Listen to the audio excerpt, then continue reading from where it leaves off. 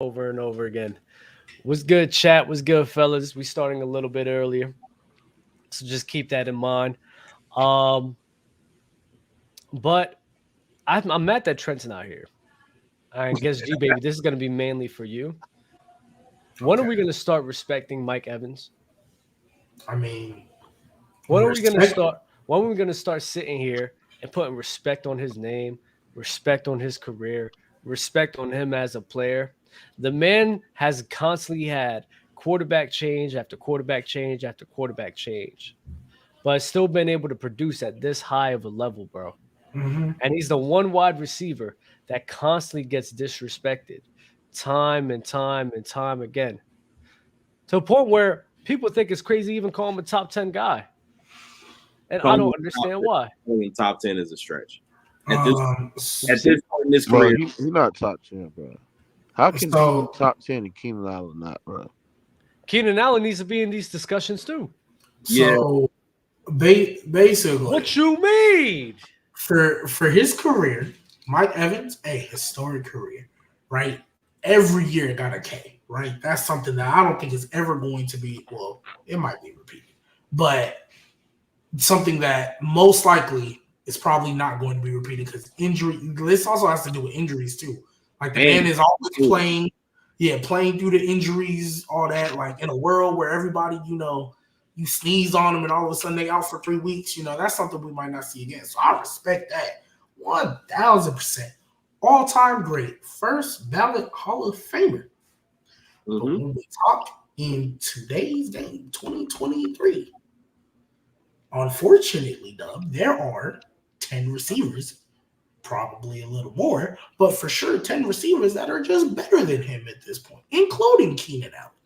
So it's the 10. So we have the obvious Devontae, Jettas. There's a lot of receivers in the league, though. I'm not going. It is. There is a lot of receivers in the league, and that's why when we say he's not top 10, it's not to hate on the man. But there are just a lot of receivers in the league. I'm not hearing Hold on. Is Keenan Allen top 10? If Keenan Allen's not top 10, then Mike Will's not top 10. Like, that's what Mike I Evans don't is not top 10. understand. Like, how is he not top 10? He should be top 10. I have no problem saying Let's name them right now. Let's name them right now. You got Cooper Kupp, you got Stephon Diggs, you got Devontae Adams, Jettas, Tyreek Hill. You have AJ Brown, Jamar Chase, CeeDee Lamb. That's it, right? No, I mean, Garrett Wilson. Garrett Wilson too. Garrett Wilson's up there. I'm not gonna lie. Garrett Wilson's a dog. Scary Terry's up there. Garrett Wilson is not up there. Oh my! All right, we're not doing. Why is Garrett Wilson not up there? Top 10 wide receiver. Oh my God! What? He's not top 10. I don't have him at 10 right now. Did you see what that man was doing in the rain? Did you see what that man was doing against the Giants in the rain? And I also literally single-handedly saw him cost his team against the Chargers. So, I mean, I've seen bad games before where he just not running the routes right. Well, I don't know. No, you haven't. No way. Not running the routes right. I mean, this is what I'm saying. I think that's, bro, Garrett Wilson ain't better than Keenan. What I've seen for Keenan Allen this year, bro, have been nothing but remarkable, bro. Like, this man, Keenan Allen, has been consistent. He is the most. Bro, I don't understand how we continue to disrespect this man, Keenan Allen. Like, why he don't get top 10 considerations. Sir, this man Keenan Allen can line up in the slot. He can run deep routes. He has good hands. He can create separation. He's fast. He's quick. I mean, bro, I don't understand what. You know what I mean. I don't understand why we don't. No, I don't. Okay, what I'm saying is this: I don't understand. Like, he's having a top. You could argue that he's having a top 5 season this year. Okay, wait. Keenan Allen? Wait, hold on. Doug. I need to say this. I need to say this. I find it very funny. I find it hilarious, actually, that Mookie is the one trying to sing the praises of one Keenan Allen when every time there's been a semblance of adversity with the Chargers offense, he talks about how bad that situation is. It's one of the worst situations in football. Mm-hmm. But then you want to say that his play this year puts him in top 5 conversations. Those two things don't mix. That's literally oil and water. Trey. That's one of the main That's one of the main things I've been saying all year, because I agree with you. I love Keenan Allen. Keenan Allen's game is absolutely great. And he's been like this for a long time. I think he's probably one of the more underrated receivers in the league because he's not one of the burners who has a lot of long touchdowns, so people don't talk about him as much. But for you to be saying this in particular, I just find that real funny. I'm just pointing that out. No, I don't attack Keenan Allen. I think Keenan Allen is the only great weapon that Herbert has. But I look at that situation for the Chargers. But when I look at Keenan Allen play, I'm like, I think, to be honest, and I've seen both guys play. Like right now, what I'm seeing a better version of Michael Thomas, bro. He's much faster than Michael Thomas. Not only that, bro, the contested catches is there. The route running is there. He can line up on the slot outside, can run better routes than Michael Thomas as well. Like, I'm seeing a better version of that, bro. Michael Thomas's legs are cooked. No, I'm talking about prime Michael. They're nothing alike. Yeah, they're not the same. They're nothing alike. They're absolutely nothing alike. I didn't say I didn't say they're nothing alike. I'm saying Keenan Allen is better than prime. I mean, one of those years of Michael Thomas when he was in his prime. You're saying he's better. He's not better than Michael Thomas. You say Keenan Allen this year is better than Michael Thomas, who was breaking records. Yeah, no. Not particularly. I would say a year before that. You're bugged out. Yeah, no. Well, that's crazy. But this is what I'm saying. Like, bro, no, as a Saints fan, you really disrespect your players outside of Drew Brees. No, bro, I'm not. Right? The only one he get praised. Bro, I'm not disrespecting this man. I'm just saying, bro, this man Keenan Allen is that great where it's just crazy that I don't understand why people are not putting him in these conversations. Hey, I'm a steal one of Trent's things in his place. If you weren't saying this while Michael Thomas was putting up video game numbers about Keenan Allen, because Keenan Allen's been the same dude his entire career. Exactly. No. What changed? What changed? No, you don't get even much. He's even much better. He's even much consistent. He had his best season in 2017. Like, come on, gang. Like, if you weren't saying this about Keenan Allen then, because he's the same guy. Matter of fact, he's actually taken a step back physically as an athlete. Like, yeah, but I think he can't go deep like he used to. I think Kellen Moore has actually used to be able to like catch long bombs. He can't do that no more. But he's always been a technician. It didn't matter who was lined up against him. Nobody could cover him. He been running these routes. Like he been cooking people. He's been a technician as a route runner. So if you weren't saying this while Michael Thomas was putting up video game numbers, I don't need you saying Michael Thomas the best receiver in the league. Yeah, like what are we talking about, bro? Keenan Allen had like 1,300 yards in 2017. Next season, he still had like 1,100 yards, I believe. So like his production and everything was still there. He still had the talent. And like Trey said, he was actually a way better athlete back then than he is now. So it doesn't make sense that you don't think Keenan Allen back then. No. Pick up Keenan Allen, go by all means. Keenan Allen before, like Keenan Allen back then, like he didn't have the consistency in his route running, bro. Like he was a great. Oh my god! I'm looking at when I compare Keenan Allen route running to now, it's even much consistent. He's even much running go routes better, turn routes better. He don't want to go routes better. What? Bro, he's been running the same routes he's been running, years, game. He's been running his routes. Bro, what I'm saying is this. Keenan Allen is even much consistent. He is consistent now. And I think it's because he's like the main focal point of the offense and they only got him and they target him. How is a man been the main focal point of the offense for years? How is a man having almost 1,400 yards and then almost 1,200 yards not consistent? Yeah, he's you. How is that not consistent? That's the definition of consistency. Bro, you be tweaking. I swear to God, you be tweaking. Like that doesn't make sense. Like there's no Keenan Allen back in those days You talk about him on go routes. He was more of an athlete to get off on those go routes. Y'all just reading stats. Put on the film and look at No. Okay, cool. Wait. The film will tell you he lost his athleticism. The film will literally tell you that. Bro, he didn't lost no athleticism. What are you talking about? Keenan Allen was not the most athletic guy.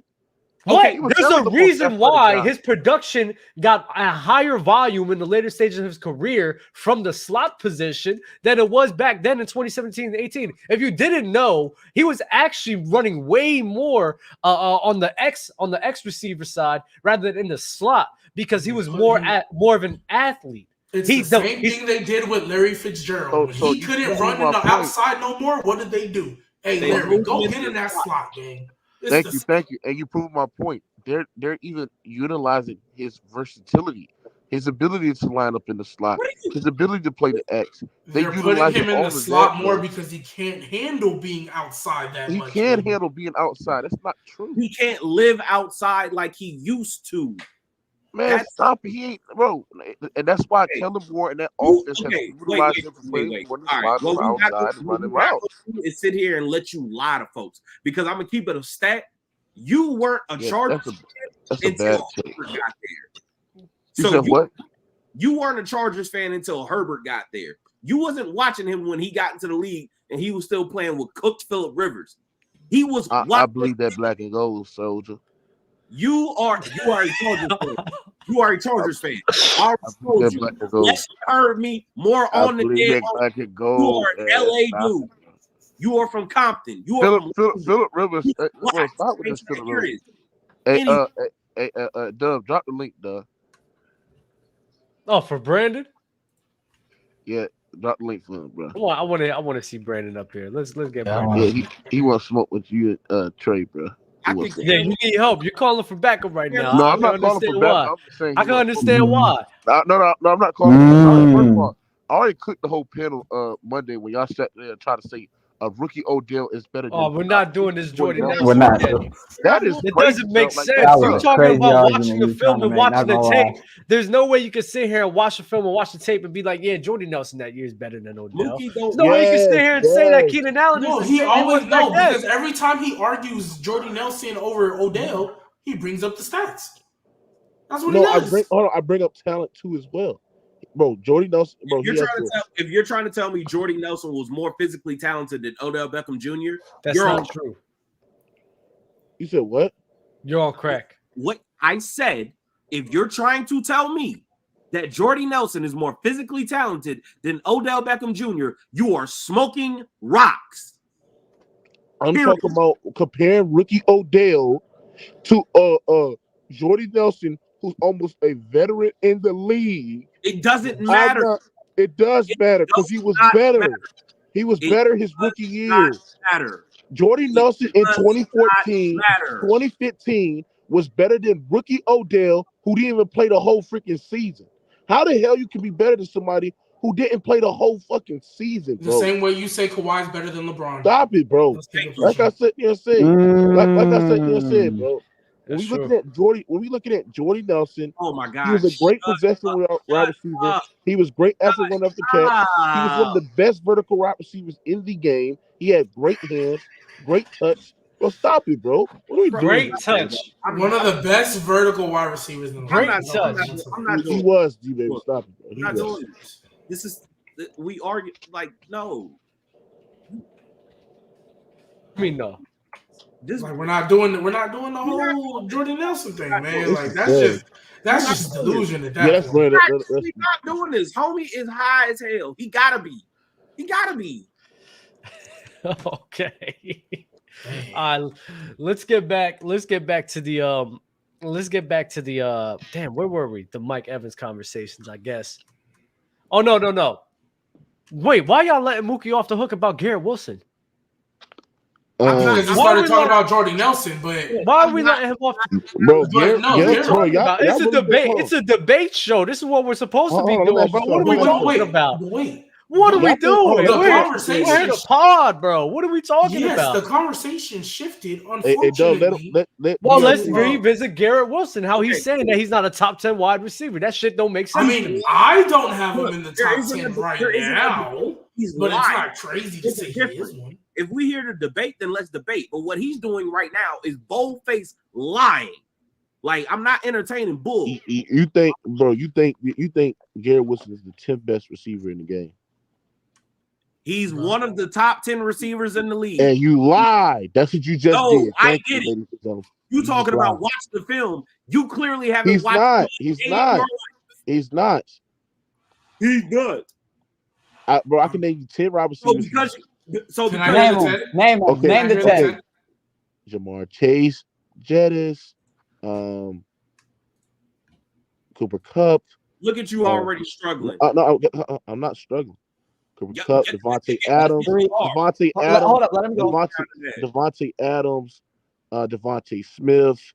No, No, you he lost. No. You Yes, lost. he is. Yes, he is. Devontae I Smith give is you not that top one. 10. You Yes, lost. Yes, he is. Yes, he is. Yes, he is. Yes, he is. Devontae How's Smith is Devontae not top 10. Devontae Smith is not top 10. AJ Brown is better.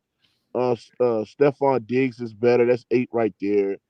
Who else? no, it's 7 because you're wrong. No. Hold on. Let me say this right quick. Who else? Who Keenan else? Allen ain't even better. CeeDee Lamb is probably not even better. Oh yeah, CeeDee Lamb. I forgot CeeDee Lamb. CeeDee Lamb is CeeDee better. Lamb. Oh, I am doing that with CeeDee. Keenan Allen is still there, but Garrett's at 10. Garrett's at No, 10. he's not. No, No, he's not. Garrett You is think not Garrett better Wilson than is not. better than Deebo Terry Samuel. McLaurin? Yes. Garrett Wilson is not better than Deebo Samuel or CeeDee Lamb. He's not. Garrett Wilson's not close. Cook, Brady. No. What are you talking about? Wait, Hey, You're Brandon, grossly explain to me. overrating Garrett Wilson. Debo's crazy. No, He's Debo's fine. not crazy. Debo's the second best receiver in the NFL after the catch after AJ Brown. Okay, But- yeah. No, it's true. Right. Oh, Hey, and by Doug, the what way, you say about I that got guy? no. So I got some receipts here because I recall G Baby and Trey both arguing that AJ Brown was not a top 5 receiver. He's not only top 5, he's top 3. And you were arguing Devontae Adams is better than AJ Brown. Devontae Adams ain't even on the fucking field this year. He's going to be 31. AJ Brown's the best receiver in the league after the catch. He's top 3. He's going to finish 1 or 2 in yards after the catch. He doesn't even have a top passing quarterback throwing to him. Like both you got fucking cooked on that debate. No, No, but so the other thing I want to talk about Justin Herbert too, because I think there's this narrative in the media now, right, that Herbert isn't that it's the win bias that Herbert isn't that good because he's not winning in the playoffs. And Trey, you're talking about Keenan Allen. Okay, first of all, Keenan Allen was not on the map as a top 10 receiver before this year. He's on the map now because of That's not Herbert. true. Keenan Allen was not on the map as a top 10 receiver. He was top 15. He wasn't top 10. But if you look at the Chargers situation, the Chargers have no running game every year. Their receiving core, other than Keenan Allen, is trash. Mike Williams is hurt. Their defense is the worst in the NFL. Justin Herbert has done – if the Chargers had any quarterback that wasn't top 5, they would be a winless team right now. Herbert is fucking carrying that team with nobody to throw to other than Keenan Allen. They can't run the ball with Eckler at all. Their O-line outside of Slater is essentially trash. I mean, Justin Herbert is the only thing keeping that Charger team from being a one fucking win team. I mean, Herbert is better than Joe Burrow. Burrow needs 2 top 20 receivers, Joe Mixon, and an elite coaching staff just to win. If I put Burrow on the Chargers, if I put Joe Burrow on the Chargers, they're a 3-win team. What are you? He's not lying, Trey. All right. I don't know what y'all Yeah. Zach Taylor, they have an elite coaching staff over there? He came with the Yes. scope. The Bengals coaching staff is excellent. They do a great job of moving players around. Their defense is always elite in the playoffs. If you look at the Bengals situation with Joe Burrow, like people forget Joe Burrow played 2 years at LSU. Joe Burrow's first year at LSU, he was garbage. And then Joe Burrow at Cincinnati, when he didn't have 2 top 20 receivers, hasn't been good either. Joe Burrow's never done anything in the NFL without 2 top 20 receivers. I mean, if people want to talk about Burrow's O-line, T. Higgins is one of the most underrated receivers in the league. T. Higgins is without question a top 20 receiver. It's not that hard to play quarterback with 2 of the top 20 receivers in the NFL, and Mixon's top 10 too. Yeah, Mixon is not He's a top 10 running back. Also, what he does as a receiver. So Joe Burrow, you said he hasn't done anything in the league without 2 top 20 receivers. He came into the league. He had T. Higgins there, and then he got hurt mid-season, and then the next year they got Jamar. If I'm not mistaken, did Justin Herbert not come into the league with Keenan Allen and Mike Will? Yeah, but he had historically one of the worst offensive line. He had no offensive line, G-Baby. What? Joe Burrow, does he have an elite offensive line? Does Joe Burrow have an elite offensive line? Joe Burrow has far better weapons than Herbert does. Mike Will's not a top 20 Higgins and receiver. Chase are much better than Allen and Mike Williams. That's not close. That is true. Okay, that's not what I asked. I said, do the Bengals have an elite offensive line? No, the point is the Bengals have always had far better weapons around Burrow than the Chargers have around Herbert, and the Bengals are much better coached too, both offensively and defensively. But the thing, Joe Burrow's a good quarterback, but the thing people miss with Burrow, when Burrow was at LSU, he had Justin Jefferson. And the narrative when Burrow was at LSU was that Burrow was the only reason LSU had a good offense. Well, Burrow played 2 years at LSU. He wasn't very good the first year. The second year, they brought Joe Brady in. They brought Justin Jefferson in, and suddenly he was great. And then Cincinnati, Burrow, let me finish. So suddenly in Cincinnati, Burrow had 2 top 20 receivers as well. Joe Burrow's producing when he's in a great situation. Joe Burrow has never produced when he hasn't had elite weapons. Never. Let me go. Because now he's lying. Because you talk about some shit that you're lying. No, you talking about some shit that you think you read in the book. I'm gonna tell you what actually happened. Because you talking like, oh, they pulled fucking Justin Jefferson out of the transfer portal. No, he was there, and so was Jamar Chase as freshman. And guess what? That same junior year where Joe Burrow looked like trash, you know who else looked like trash? Justin Jefferson. You know who else couldn't catch a cold in Alaska? Jamar Chase. They all got better at the same damn time. The fact that you gonna sit here, come in hot, doing all this yapping, and be wrong as hell. No, that's completely wrong. What changed? Okay. Justin Jefferson and Jamar Chase were there. You lied. No. So here it's education time. Like no, you're lying. I mean, we can look it up. We can look it up. Hey, Brandon, No, because hold on. The thing is, I understand. No, go ahead. Let Brandon go. It's education time. So what changed the second? Hold on. What changed?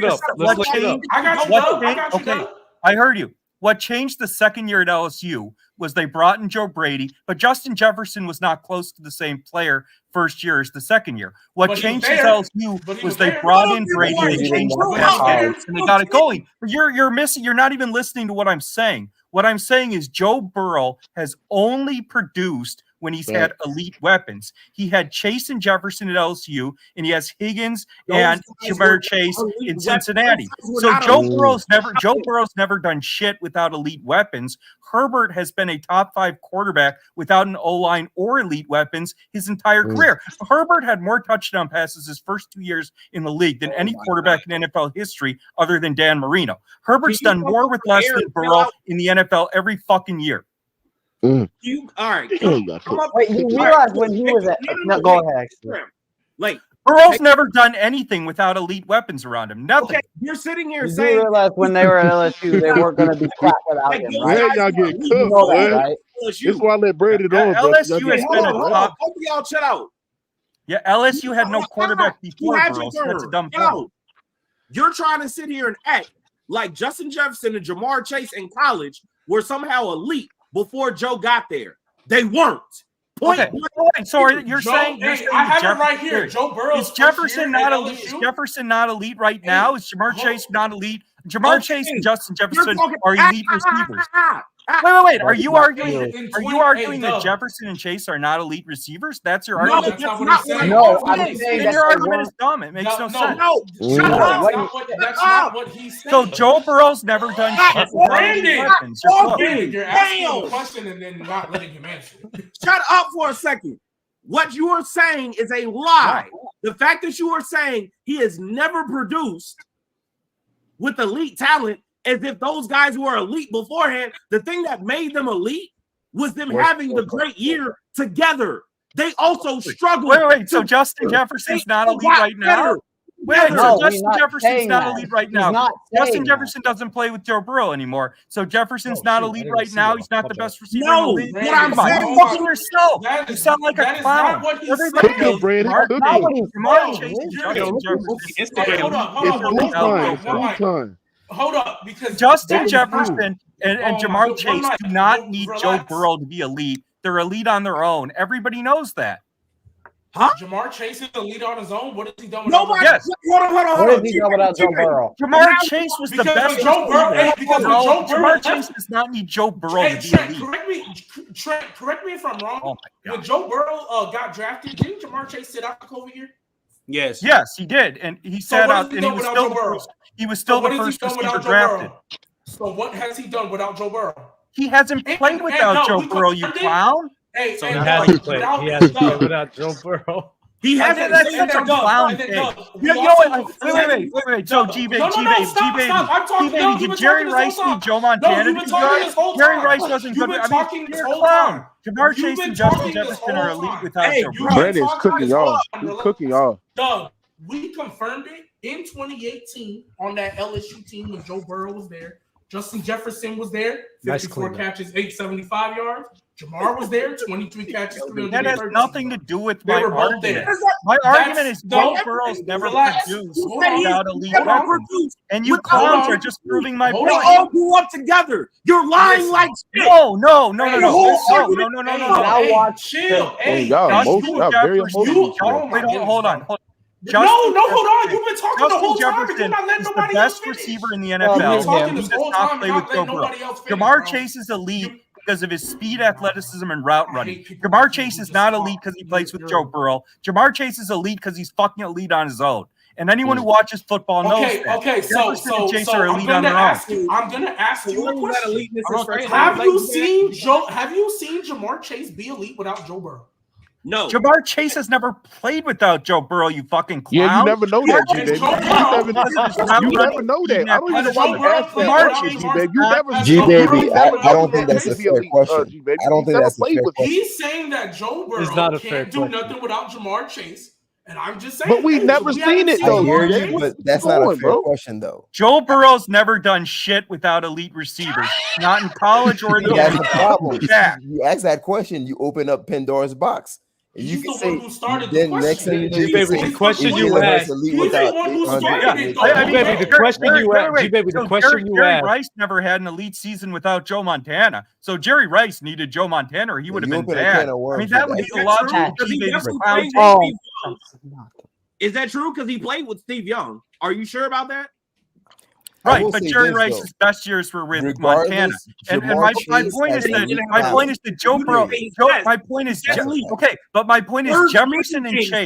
Jefferson and Chase were elite. They're elite with Joe Burrow. They're elite without Joe Burrow. Jefferson and Chase do not need Joe Burrow to be elite. Jefferson's the best receiver in the entire fucking NFL with Kirk fucking Cousins. With Joe Burrow. No, he doesn't need Joe Burrow. Jamar Chase is open by 6 fucking yards on every play. He's elite. Jamar Chase is an elite route runner. He has elite speed and athleticism. Jamar Chase with Justin Herbert. What you think was going to happen? The entire draft. Jamar Chase is an elite receiver with or without Joe Burrow. To be honest with you, Chase be making Burrow look good, bro. Yeah, exactly. Average games and Chase take it to the crib, bro. Cool. If we're being honest, bro. Jamar Chase is open by 20 Burrow be having some average games. Yeah, and so they do be sometimes. Hey, OJ, they do be sometimes with Joe Burrow be like, Jamar down there somewhere. you're right. Trent. The reason he be launching it. The reason Jalen Reagor was drafted ahead of Justin Jefferson is Joe Burrow's a good quarterback, but he's not as good as people think. Joe Burrow's whole career, he's gotten 100% of the credit for everything. At LSU, they had Jefferson. Jefferson got no credit. Jefferson wasn't even drafted top 20. Jalen Reagor was, let me finish. Jalen Reagor was drafted ahead of Justin Jefferson because of the bullshit narrative that Joe Burrow was the only reason LSU was good. And Joe Burrow gets all the credit in Cincinnati, even though they have a top 10 defense in the playoffs, 2 top 20 receivers, one of the best coaching staffs in the NBA. Joe Burrow is constantly overrated and getting far too much credit. Cooking. I'm not gonna hold you. This dude is straight cooking right now, bro. With Joe Burrow. This is the issue that I have with this whole argument. You sitting here talking about Justin Jefferson and Jamar Chase. Yeah, Jamar Chase in his sophomore year, everyone knew he was going to be elite. He was a high-ranking kid. Right. He didn't need Joe Burrow. He did it? No. He did it?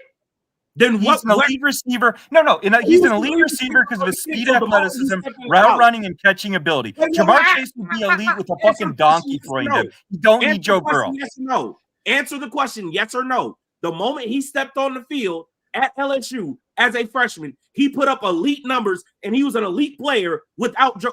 He was an elite player by himself. That happened? That happened? What? Do we have evidence? Okay. Do we have evidence that happened? The traits that you keep asking questions. You can't ask him an answer. We have evidence of the opposite. Okay, Jamar Chase is an elite receiver because of his route running, speed, athleticism, and his ability to get open. Joe Burrow don't fucking run the routes. Joe Burrow doesn't fucking have the 4.4 speed. Joe Burrow is not what makes Jamar Chase great. Jamar Chase makes Jamar Chase great. Jamar Chase would be a great receiver with any quarterback. He does not need Joe Burrow. Joe Burrow just threw it up, and it was every play was a fucking duck. And Jamar and Justin. Okay, so wait. Let me ask you a question. Is Justin Jefferson better with Kirk Cousins, or was he better with Joe Burrow? He's better with Kirk Cousins because he's an elite fucking receiver. Wait, what? Whoa. With or without Joe Burrow, because Jamar Chase is elite on his own. He has elite speed route running. Jamar Chase is open by 10 fucking yards on every play. But it's not because of Kirk. So what his point is. Can you clarify that? No. What his point is, Justin Jefferson was better with Kirk Cousins than Joe Burrow because Justin Jefferson himself was making himself better, and he was becoming elite, and it wasn't dependent on the quarterback. Exactly. Jefferson and Chase never depended on Burrow. That's nasty, though, Doug. Wait, first of all, that's comparing college to the NFL. And second, no. Which is that is also nasty too. He played with Jamar Chase. He played alongside. Doesn't matter who he played with. Jamar Chase is how does that not matter? Chase is elite. He's the only. He was the main representative. Listen, you guys are missing. You're playing with Terrence Marshall, Jamar Chase. Yeah, y'all not development. Yeah. That's what he's really hitting on. Hold on, Trent, it doesn't matter college or pro. He's talking about development because what he had to do from college to pro is in college it was easier. Hold on, hear me out. In college it was easier. He had Chase, he had Burrow. But with Kirk Cousins and the number one receiver, which is the primary focus of opposing defenses, he had to ascend all of that. And Minnesota didn't even have a consistent number 2 receiver most years when they had Jefferson. At the end of the day, this whole Chase thing is very simple. Thielen was washed. I get what you're saying now. Jamar Chase is an elite level talent, period. Forget production. Yes. And so is Jefferson, and Higgins is top 20.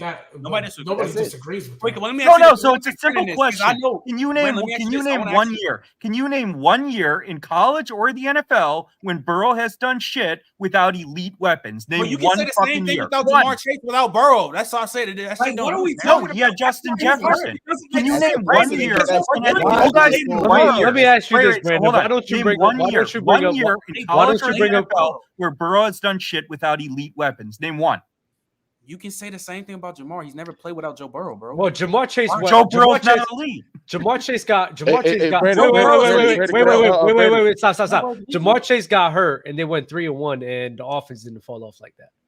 Yeah, but the offense was not. The Bengals' defense has been excellent in the playoffs. Their offense was nothing special without Chase. They won games, but they weren't putting up big points. Their defense had moments, bro, but it wasn't really like a crazy defense like wasn't that. horrible. No, but the Bengals defense has always been good. Okay, The so Bengals Brandon, defense in the playoffs has been underrated. Well, Brandon, When the Bengals when you look at when the Bengals beat the Chiefs, every single game the Bengals have beat the Chiefs, they've held Mahomes under 25. And when the Bengals beat the Chiefs in the playoffs, they held Mahomes with they shut out the Chiefs offense the entire second half. Burrow's getting far too much credit for Cincinnati's success. Burrow's good, he's not elite. Okay, wait, okay, hold on, wait, hold on, Mookie. Wait, because I asked he's elite. Come on, hold on, because I asked you this. Hold on, because I asked you this. He needs elite weapons. Wait. I need for everyone's fact check purposes. They scored 42 points against the Carolina Panthers last season without Jamar Chase. Yeah, I mean that's a garbage defense. All right, then what about bro? You can't keep moving the goalposts, bro. What about him torching the Pittsburgh Steelers defense? Well, I mean, the Steelers' defense wasn't very good either. But again, that's a small. I'm saying that's too small of a sample size. You're asking him doing things without Chase. He's showing a little excellence without him. Joe Burrow, right? But no, here's my point is that sample size is too small. You're looking at 4 games. Joe Burrow has never had a good full season without elite weapons in college or the NFL. But similar to what you said, you're looking at 4 games similar to what you said with Jamar Chase. How can we don't have much to go off because they've been on the same? No, because okay. So So let me respond to that. Right. So when you evaluate a receiver, when you look at their speed, separation, their ability to get open, there's a reason Jamar Chase was the first receiver drafted in the entire draft. And when you watch Jamar Chase run routes and get open, his separation from corners is exceptional. It's elite. Jamar Chase is elite on his own. He doesn't need Joe Burrow to be elite any more than Justin Jefferson. So why can't we use that same talking? Why can't we use that same talking point about Joe Burrow? No, because when you watch Joe Burrow play, right? Joe Burrow is not doing anything as a quarterback to suggest that he's elite. Like if you look at Joe Burrow, let me finish. Has Joe Burrow won an MVP? No. What happened in the Super Bowl?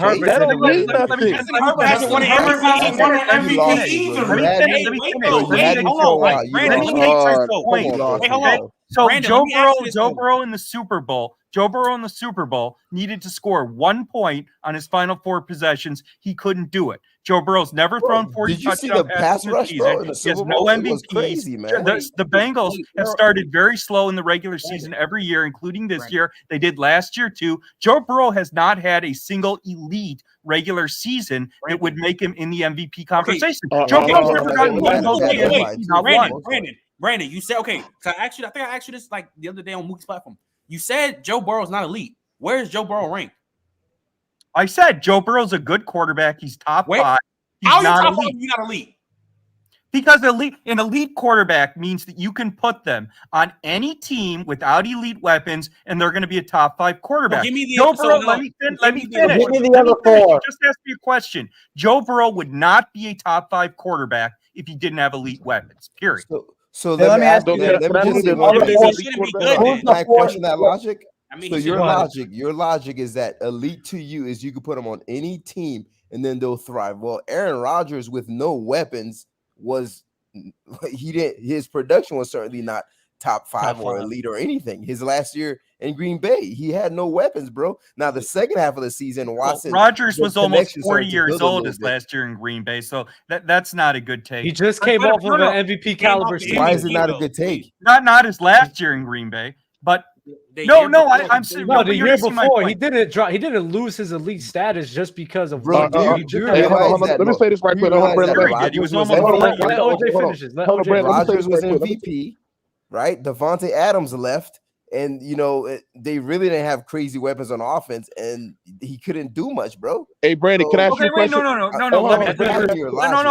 So hold on. OJ's point is it doesn't mean he's no longer elite. It's just every quarterback falls under that threshold of if I lose the weapons around me, I'm not going to be as successful. Hey, let me say this. Okay, right quick. So let me respond to that. Okay, So like Aaron Rodgers is a good example. So if you look at the weapons Aaron Rodgers had outside of Devontae Adams, Aaron Rodgers did not have the T. Higgins, Jamar Chase, Joe Mixon combination. So what I'm saying is any quarterback, including an elite quarterback, needs at least decent weapons. If you give them garbage receivers like Rodgers had his last year in Green Bay, no quarterback is going to produce. But if you look at Tom Brady put up elite numbers with Julian fucking Edelman. Gronk was hurt almost every year. So when you're looking at elite quarterbacks, Joe Burrow has never put up numbers to put him in the MVP conversation. Even with two top 20 receivers. Joe Burrow needs elite weapons. Let me ask you something, Brandon.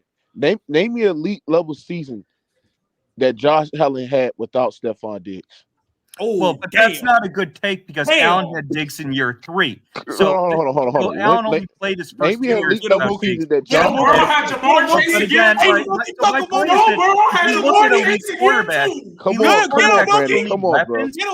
on, Brandon. The point about Aaron Rodgers. Wait. So when Aaron Rodgers won a Super Bowl, hold on. When Aaron Rodgers won a Super Bowl, his best receivers were Donald Driver and Jordy Nelson. Aaron Rodgers was elite. Let me finish. Aaron Rodgers was elite for most of his career without receivers close to as good as Higgins and Chase. Devontae Adams wasn't that good his first 2 years. All right, Josh, hold on. Let me ask y'all something. Josh Allen. Adams wasn't elite till year 3. Hold on. Josh Allen numbers before Stephon Diggs, he had more interceptions. Allen was in his first and second year in the Joe Burrow was in his first. Joe Burrow was in his year 2 when he got Jamar, and he didn't even finish year 1. Come on, he got hurt midway through year 1. Yeah, it's ironic. Hold on, G baby. It's ironic that you always find it because you be going on this Burrow 10. No, and Josh Allen never. Hold on. I ain't finished. You be the same when always shit on Joe Burrow about weapons and this and that. He can't be good, but Josh Allen before Stephon Diggs was doo-doo. Okay. First of all, that's not true. Allen was solid year 2. But secondly, if you no. Okay, no wait. So let's talk about Josh Allen and let's compare him to Joe Burrow. Okay, so let's look at the Bills' weapons outside of Stephon Diggs. Gabe Davis is still living off his one good game against Kansas City 40 fucking years ago. Dawson Knox is an average tight end. The Bills have a below-average O-line. Allen's weapons, other than Diggs, are complete trash. What about that elite level defense, better numbers than Burrow in the regular season? Hold on. So Allen's putting up better numbers than Burrow, even though outside of Diggs, his weapons are mostly trash, and he has a below-average O-line and no running game. Allen was literally the Bills' leading rusher for most of last year, right? Allen has to carry the Bills every year. And Allen also doesn't have the coaching staff the Bengals do too. McDermott's trash and the Bills let David go. That's not true. Hey, Brandon, hold on, Brandon, you're missing a point. I'm not comparing the weapons. No, you're missing the point. Allen's never had weapons. Wait, Brandon, shut up. Wait, bro. God, shut up. All I'm saying is that, bro, just listen. Everybody knows the Bills. Bengals have better weapons. He had to get that off his chest. You shut up. Everybody knows that. Everybody knows that the Bengals have better weapons than the Bills. The point is, you talking about Joe Burrow is not good without these weapons. Your man's without one person wasn't good either. So don't say that either, bro. Like, Josh that's not. See, that's not a good. I hear the premise of Brandon's argument. I hear the premise of Brandon's argument. Josh Allen got Stephon Diggs in year 3. Allen's natural career trajectory was he would have been a top 5 quarterback in year 3. But Allen's carrying Buffalo. Allen does not need Stephon Diggs to be a top 5 quarterback.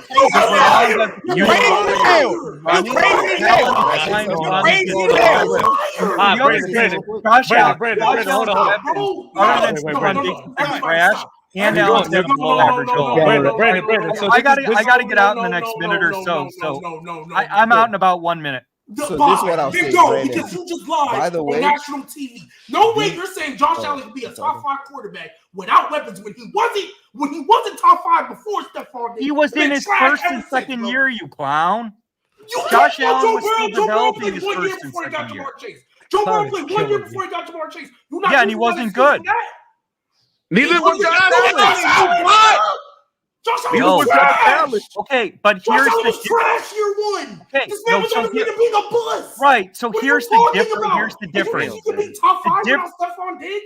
Okay. You're drunk. Bye.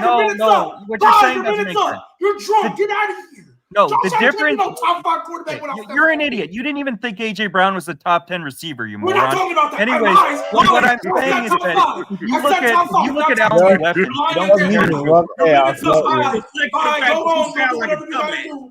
Bye. Go do whatever you gotta do. I want to hear his rebuttal. Bye. Go. Bye. Okay. Leave. Right. Bye. So if you look at Josh Allen's situation after they let Dable go, Josh Allen has shit coaching. They just fired Dorsey. Josh Allen has Stephon Diggs. That's it. Dawson Knox is an average tight end. Gabe Davis is nowhere near as good as Higgins. The Bills' O-line is just as bad as the Bengals. And Mixon is better than any running back that Allen's ever had. So Joe Burrow has far better weapons than Josh Allen, even with Diggs, in addition to the fact that that Burrow has far better coaching as well. McDermott in the playoffs has been complete trash. Far better So coaching. the other thing is Josh Allen is a dual threat quarterback. Josh Allen literally led the Bills in rushing most of last year. So when you look at what Allen does with his arm strength, athleticism, dual threat ability to extend plays. Shut up. Let me finish. So Josh Allen is fucking carrying that Bills franchise. Josh Allen is carrying the Bills franchise. And to compare the Bills weapons with Diggs to what Joe Burrow has with Higgins, Chase, and Mixon, it's a fucking clown take. Allen has never had weapons as good as Joe Burrow. Allen has never had a good second receiver. That's a good point. I'm out. I said 7:30. Brandon, why has Josh Allen led interceptions since 2020? Right, and he still had the second best offense in the league. You're cooked. Yeah, they was number one in turnovers. He had the second best offense in the league. Was number one in turnovers plus 170-point differential, and he won 13 games, even at number 2 in interceptions. The interceptions didn't stop Allen from being elite, the Bills winning, or from them from having what would have been the best record in the AFC for injuries in their secondary. You're cooked. All right, I'm out. Peace. Zach Taylor didn't. I'm not gonna lie, bro. I was with him for a little bit, bro. But he kept going too far left, right? Mookie, man, that Josh Allen, that was a great example you brought up because it destroyed his entire logic, bro.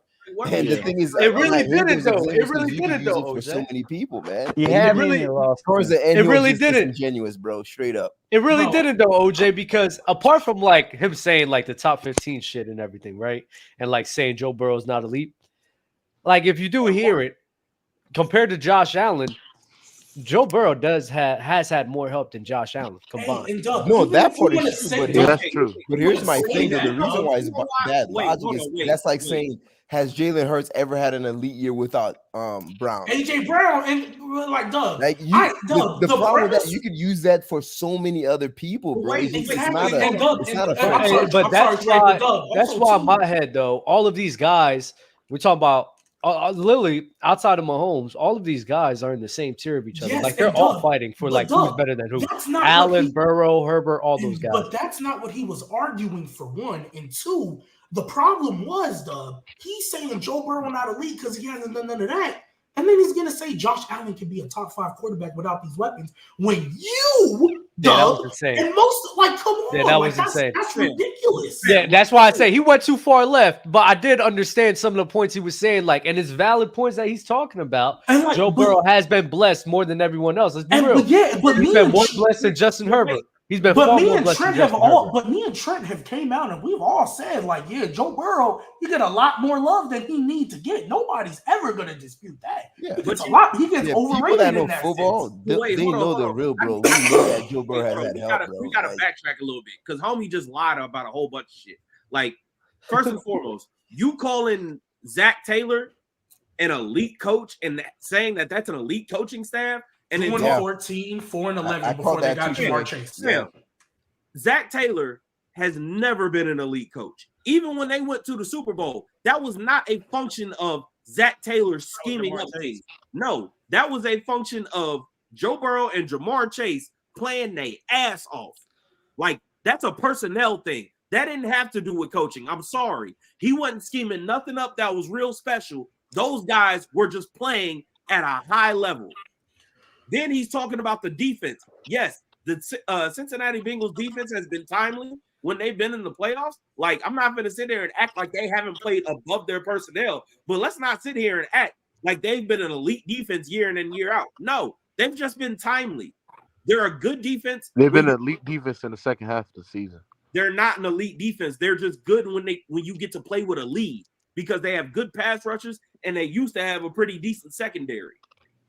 Like, yeah, they're good defense. That's his point. He's sitting here trying to make it seem like everything has just been perfect for Joe Burrow, and it hasn't. Like, well, besides the offensive line, that's really why has been actually. I'm not even gonna lie. He's a Josh Allen. We're saying besides the offensive line, but the reality is only one of the quarterbacks that we talking about has played behind an offensive line that's so bad it caused them to have a season-ending. I understand though. Like, Trey, you understand? He's a Josh Allen stand. Literally, when they lost in Denver, if you go on a Mookie stream, bro was trying to say they didn't lose because of Josh Allen. Like, bro, he's just a Josh Allen stand. That's just what it is. Like, that's literally what it is. Really? Oh, so Mookie basically found his twin. That's why he partner. I like Brandon though. He brings up some good points. Don't be mad because Brandon cooked y'all niggas. I mean, yeah, Brandon was up there. Brandon didn't cook nothing. Brandon did the same thing Mookie did when he first got here. And came in, didn't let nobody finish. He talked for 10 minutes straight and thought he was doing something. He was cooking y'all. Because he had a little tone in his voice. He was cooking y'all, bro. I mean, I didn't know lying was cooking and spreading misinformation, but I digress. No problem. Joe Burrow is Mookie Jones makes me lose brain cells from T-Cart. Oh, that's my thing. Who does he have over Joe Burrow? I think we got that answer later on. Thank you, Daniel Mason. Prodigy, Josh Allen would be top 15 without Diggs. Oi. Huh? The fact that he even fixed his face and say that about Josh Allen is crazy. Josh Allen. Do y'all think Jalen Hurts can be a top 10 quarterback in the Eagles situation? Without the Jalen Hurts is in it. Without the Eagles? That's everybody. Probably not, but most quarterbacks, if you put them in crappy situations, they're not going to be good. Yeah. I mean, if you were to swap Jalen Hurts and Justin Herbert, Tom Brady to go. I think the Chargers probably win less games and the Eagles are probably undefeated. And that really shouldn't be a crazy take.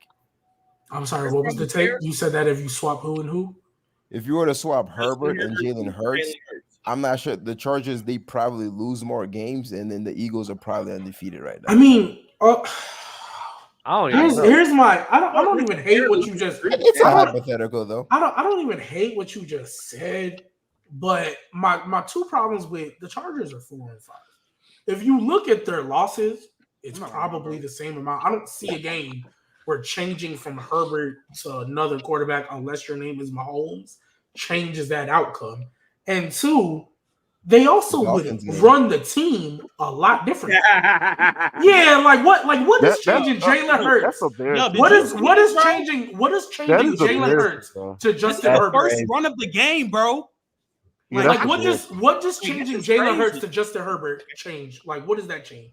And then also too, Jalen Hurts is a different style of quarterback, bro. So you put Jalen Hurts in there, you're probably gonna get more QB powers. You're probably gonna run a little bit more RPO than you would with a Justin Herbert. So it's just kind of like There's games we're getting bailed out because of Jalen Hurts' ability to run the ball and pass it at a high level. So when you take out that dynamic, and DeAndre Swift been all right, but he's been inconsistent. So if you take that dynamic off of the field, I mean, it's just kind of hard for me. I mean, they only lost one game to the Jets, so like maybe they go undefeated, so I'm not tripping off of it. Yeah. But I think the offense.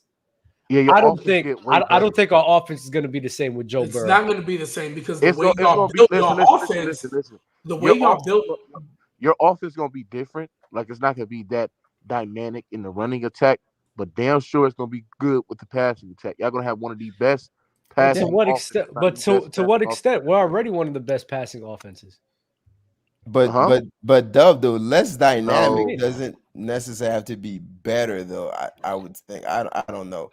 I hear that point, but at the same time, and that's why I'm saying, like, I don't fully disagree with you, but at the same time, it's just what Jalen Hurts can provide for that unit. And maybe because they're building around his skill set. So I just don't think the offense will work the same when we're just relying on DeAndre Swift. It won't, but I think any good quarterback would absolutely thrive in that system simply because of the weapons on receiving and the line. Just that alone, just off the strength of those two things. Now, if you put Lamar Jackson in there, that offense looks crazy. Didn't you say Jalen Hurts was better than Lamar, though? No. You did it?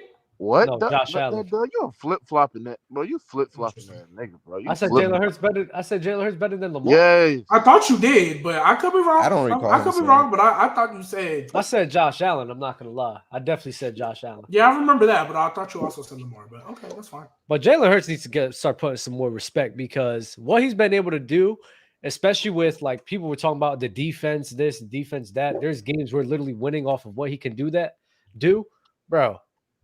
Yo, y'all gotta stop. I think the thing with Jalen Hurts, at least this season, Dub, I think what he's doing, because I think he is clutch. I think he has been when you guys have been. Chat. I didn't remember.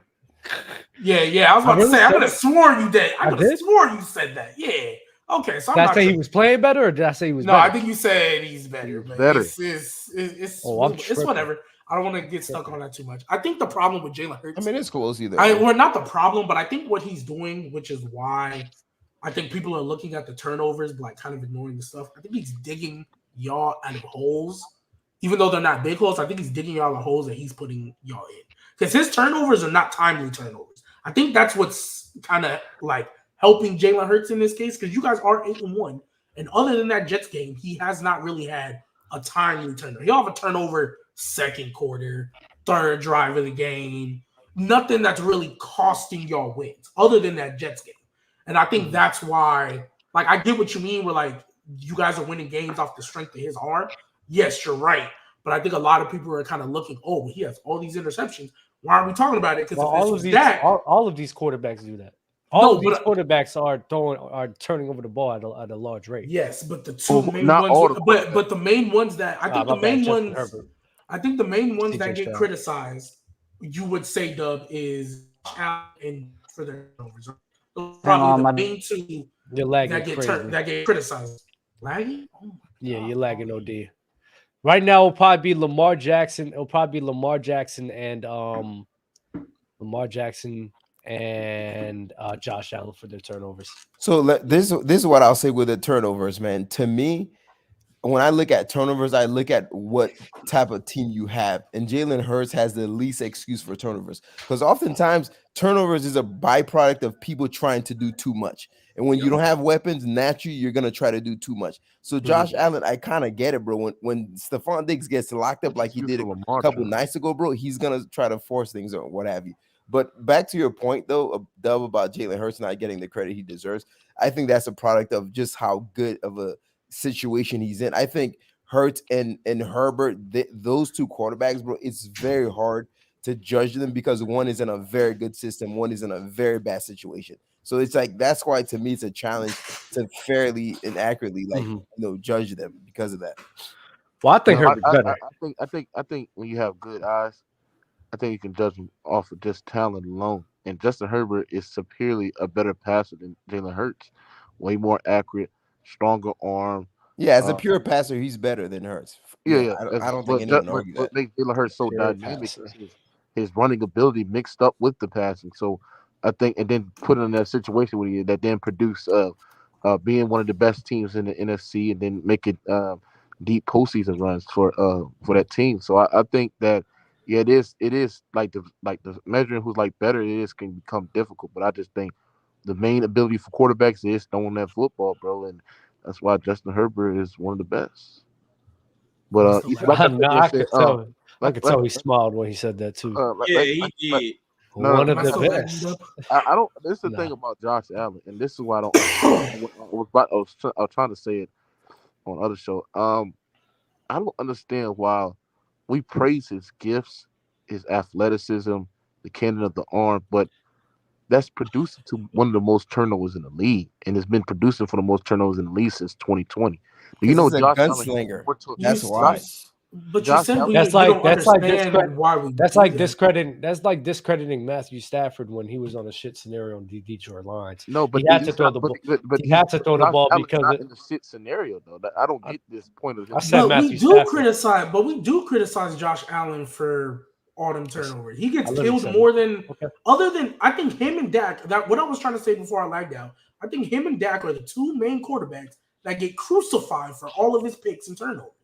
They but get crucified. There's a reason why, though, man. A lot of but yeah, you're right. You're right. OJ. Untimely, though, man. These no, cats but be that having and that's some of this OJ, and that was going to be the point I brought up to Dub when we were talking about Jalen Hurts, because with Jalen Hurts, his turnovers aren't timely, which is why I don't think he gets a lot of heat when Josh Allen and Dak.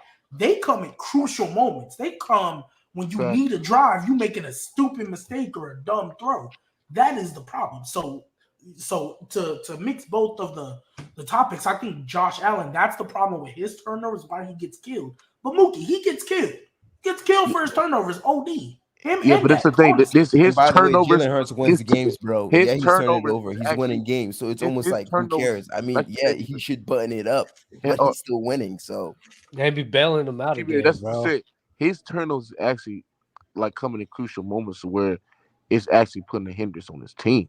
And I don't want to hear this he ain't got no weapon, because he got one of the league's best wide receivers in the game, top 5 wide receiver, and Stephon Diggs. You know what I'm saying? Not really, but that's everyone. You're just so hyper focused on Jalen Hurts. When a quarterback doesn't convert on the 4th down when they need the team to do that, it's like, come on, that's a timely mistake that they need to cash in on. So that's everyone. Like, what are we doing?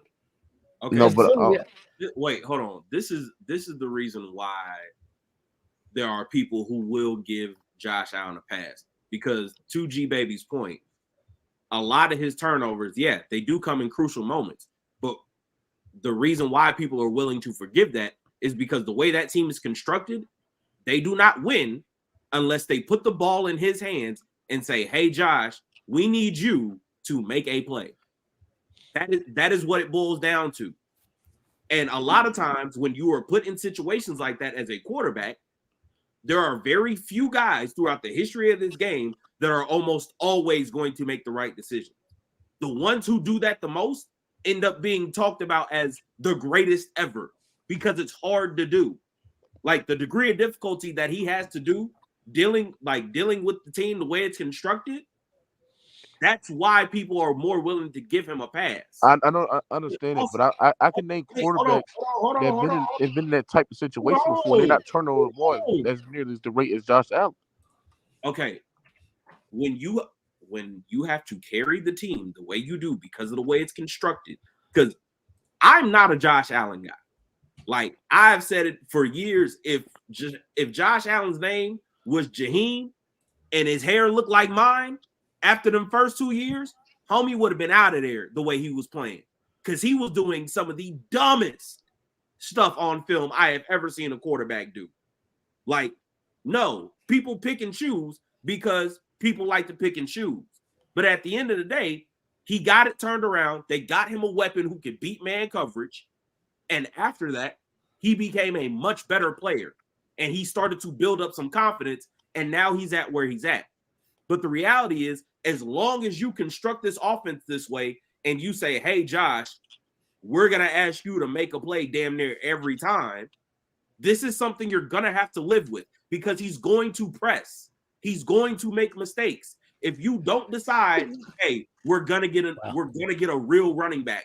Hey, we're going to build this offensive line. Hey, we're going to get more weapons outside of just Stephon Diggs. If you don't build a complete team and you constantly week in, week out say, hey, Josh, go win this game for us, well, guess what?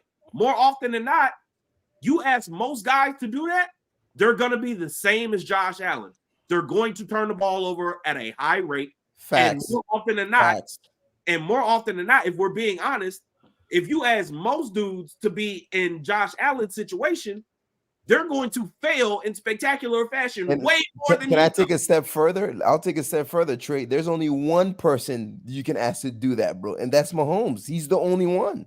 The only one. Why bro. I think we gotta stop comparing everybody people to Mahomes, because. But I'm not even necessarily comparing to Mahomes. I'm saying to Trey's point, bro. No, I hear you. But that's why also to Dub's point when Dub says, other than Mahomes, these other guys, they're all in the same tier, all interchangeable. They all have their flaws, and they all haven't proven anything.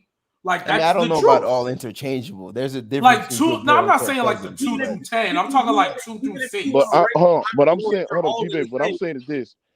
This is why I can't all the way get with that. Like, I'm seeing a quarterback in Justin Herbert who's in a situation where he has to do almost everything. He has to be perfect, and he is not turn over the ball as nearly as the rate as Josh Allen, bro. Justin Herbert has 5 interceptions. He has no running game. He has Austin Eckler, who only run flat routes, only known for running hitch routes as well.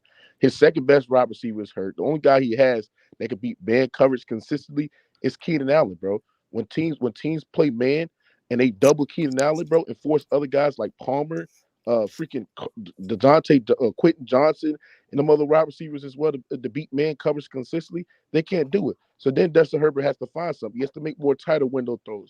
So like I said, he's in a situation, and also on top of that, missing this Pro Bowl Roberts starting center and only having Slater and the offensive line being trash and can't run the football between the tackles when you don't have the running game. When you don't have no running game as a quarterback, I mean that makes your job harder. Would y'all agree? Yes. Yeah. So like I said there and say he's in a situation as that as well. I think what other quarterback I think is in that situation? Justin Herbert, honestly, bro, to me, that is one of the worst situations for one specific reasons, bro. They're not able to leverage especially defensively, the talent that they have, bro, into a better quality team. It baffles me, man. Like the stats they have, and they just like, Agree with that. But that's the thing about this Josh Allen situation. The thing about Josh Allen, he has the talent, the cannon, the arm, the athletic gifts. He has the passing talent, and he can run at a great way. He has the athleticism. He's physically gifted. The thing about him is the turnovers, bro. And I understand you have a great point. Like he's in a situation where he has to do much, but those turnovers, bro. When we gonna come to realize just like. But here's the thing about the turnovers, though, Mookie. The thing that makes Josh Allen great is the same thing that makes us question him, bro. Like I think with Josh Allen, bro, you gotta take the good with the bad because like. Josh Allen, he plays the game in a very free, improvisational way. Actually, very similar to Mahomes. But the only problem is, man, every now and then he makes bad decisions. But sometimes he'll throw the ball. I'm like, what is this guy doing? And it's an absolute nasty dot on the run, 40 yards, perfect. And we're like, and we praise him for it. But then it's it's not really a good decision, though, right? Against the wrong corner, that's a pick six or something. But I also think, like, I think we're not questioning him. I mean, I'm sorry. I think we're questioning him because he hasn't shown us the ability to do it. The reason we've all stopped questioning Mahomes is not only did he do it once, but then we saw him do it when everybody thought he couldn't do it. So when he you're losing Tyreek and all this. Confirmation bias. You saw what? I ain't gonna lie. Like it's confirmation. It's confirmation bias. Mahomes showing, and it's not even about a winning. Mahomes showing the excellence to be. G Baby's a winning guy. He just doesn't win a minute. But Mahomes being able to perform at that high of a level without the pieces like a Tyreek Hill has shown and validated himself as a quarterback. It's proven that Tyreek Hill and last season proved that Tyreek Hill and Mahomes. Bro, he still had Kelce are sustainable without each other. Stop acting like he didn't have no offensive weapons. He still had Kelce, who's one of the greatest tight ends of all time. But he still had elite level. This goes to OJ's point. Even though he has Kelce, he's on his way to being. I get that he has Kelce, but Kelce can't take the top of the defense off. It's different, man. Because now without Hill, he has to be more clinical. You know what I'm saying? Like he has to like. Yeah, that's he chooses spots more wisely. Like I already said there and said the offense is not going to be more explosive. Like they're going to rely on these short yard Kelce plays where Andy Reid's scheme. Well, wouldn't you agree that that's kind of harder to do when a team knows that you're a team that can't take the top off the defense? It is hard. Come again, you're a little faint. Say that again, G Baby. No, I was saying to Mookie's point. Yeah, hear that? I was like, am I the only one that heard that? Bro, that's that Graham guy, that dude, bro. That sounds like a cyborg or something. Yeah, but Mookie, I'm saying like because they don't have a guy who could take the top off of defense, and ain't nobody gonna disagree or argue that Kelce ain't great. But wouldn't it make it harder? Wouldn't you agree that it makes it harder for him to have to operate in the offense? That can run. Hold on. Okay, but even then, but defenses know, all right, you don't have a guy that can take the top off the defense anymore. We know you have to be more surgical and rely on these short routes. You say all the time, you love bringing up how Mahomes can't read defenses, right? So wouldn't you think that would make it harder for Mahomes in that offense I've to still seen be able to do? And what they also, have to do? G-Baby, Kelsey's having some games that are like, G-Baby. you know what I'm saying? Hey, So G-Baby, defense are starting to kind of. Hey, G-Baby, I've seen a 40-year-old washed up Drew Brees take the 2018 New Orleans Saints, where they had no vertical threat, no deep threat whatsoever. They were relying on slants and that running back tandem between Alvin Kamara and Ingram and that great O-line to the NFC Championship, ladies and gentlemen. Right? So I'm not saying that's the hardest thing. That's not the hardest thing to do, because I've seen it done before with quarterbacks. They're not really in their prime, bro. I'm just saying it's very different. You see what I'm saying? It's not as explosive, but it's very different, and it's efficient at it. Like when you got everybody that can operate in a short intermediate roster, you got Andy Reid just scheming and just moving Travis Kelce everywhere. I think it's very different and it's efficient. But Mookie, though, you have to admit, bro, Drew Brees, the second half of his career, bro, he's been a short passing merchant, bro. He has, bro. I'm sorry. Like, and that's one of the reasons if I'm not mistaken, Drew Brees leads the NFL history and completion percentage, bro. It's like it wasn't even just later part. It was also in the prime throwing to Reggie Bush, Mark Ingram, them boys. What's that word called? Inflated. That inflated the percentages. I would say no. I would say after 2017-18 season, that's when he started being more of a short intermediate route pass or whatever y'all said. Yeah, because he was still pushing the ball down the field. All them years he was throwing for 5. He was still pushing the ball down the field too. Yeah, that's fair. To Willie well, I mean, it's not that he didn't have the ability, because especially when I remember when he was doing it. Stop saying it's not like he did. No, he was doing it consistently. Dub, stop it, bro. No. I'm going to. You don't throw for 5,000.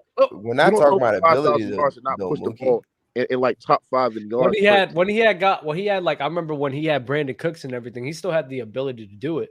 The thing is like Drew Brees, and mainly to explain the completion percentage and the most efficient years of his career, when he's having like 72, 74 and 70% completion, is when he had years when he was playing with running backs that was catching out the backfield a lot. So it's mainly for the completion percentage. Does that mean he's really that accurate of a quarterback? No, it just means he's doing dink and dunk. You hate Tom Brady so much for doing dink and dunk. But when Drew Brees does it, it's okay. Drew Brees was a dink and dunk.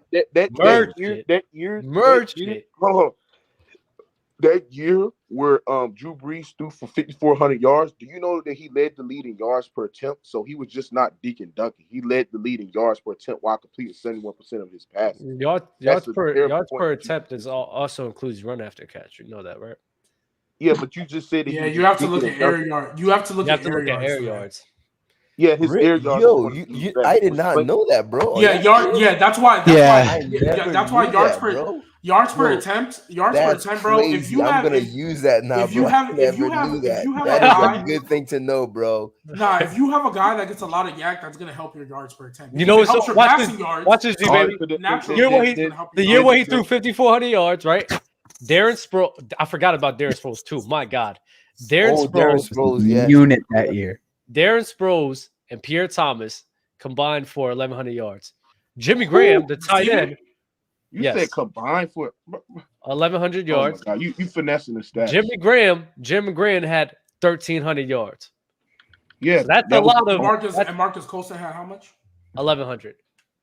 Yeah, he was spreading the ball around. That's what. But a good line to explain the completion percentage. A good line share of that completion percentage comes from your security blanket tight end, where you don't have to sit here and just throw the top off all the time, and 2 running backs that you had who combined for 1,100 yards and also 130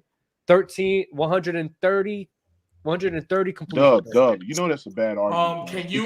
It's not a bad. It's a fact. Can you tell me the area? Doug. I don't know the area. If you spread the football around to every different route, Mookie always finds a way to.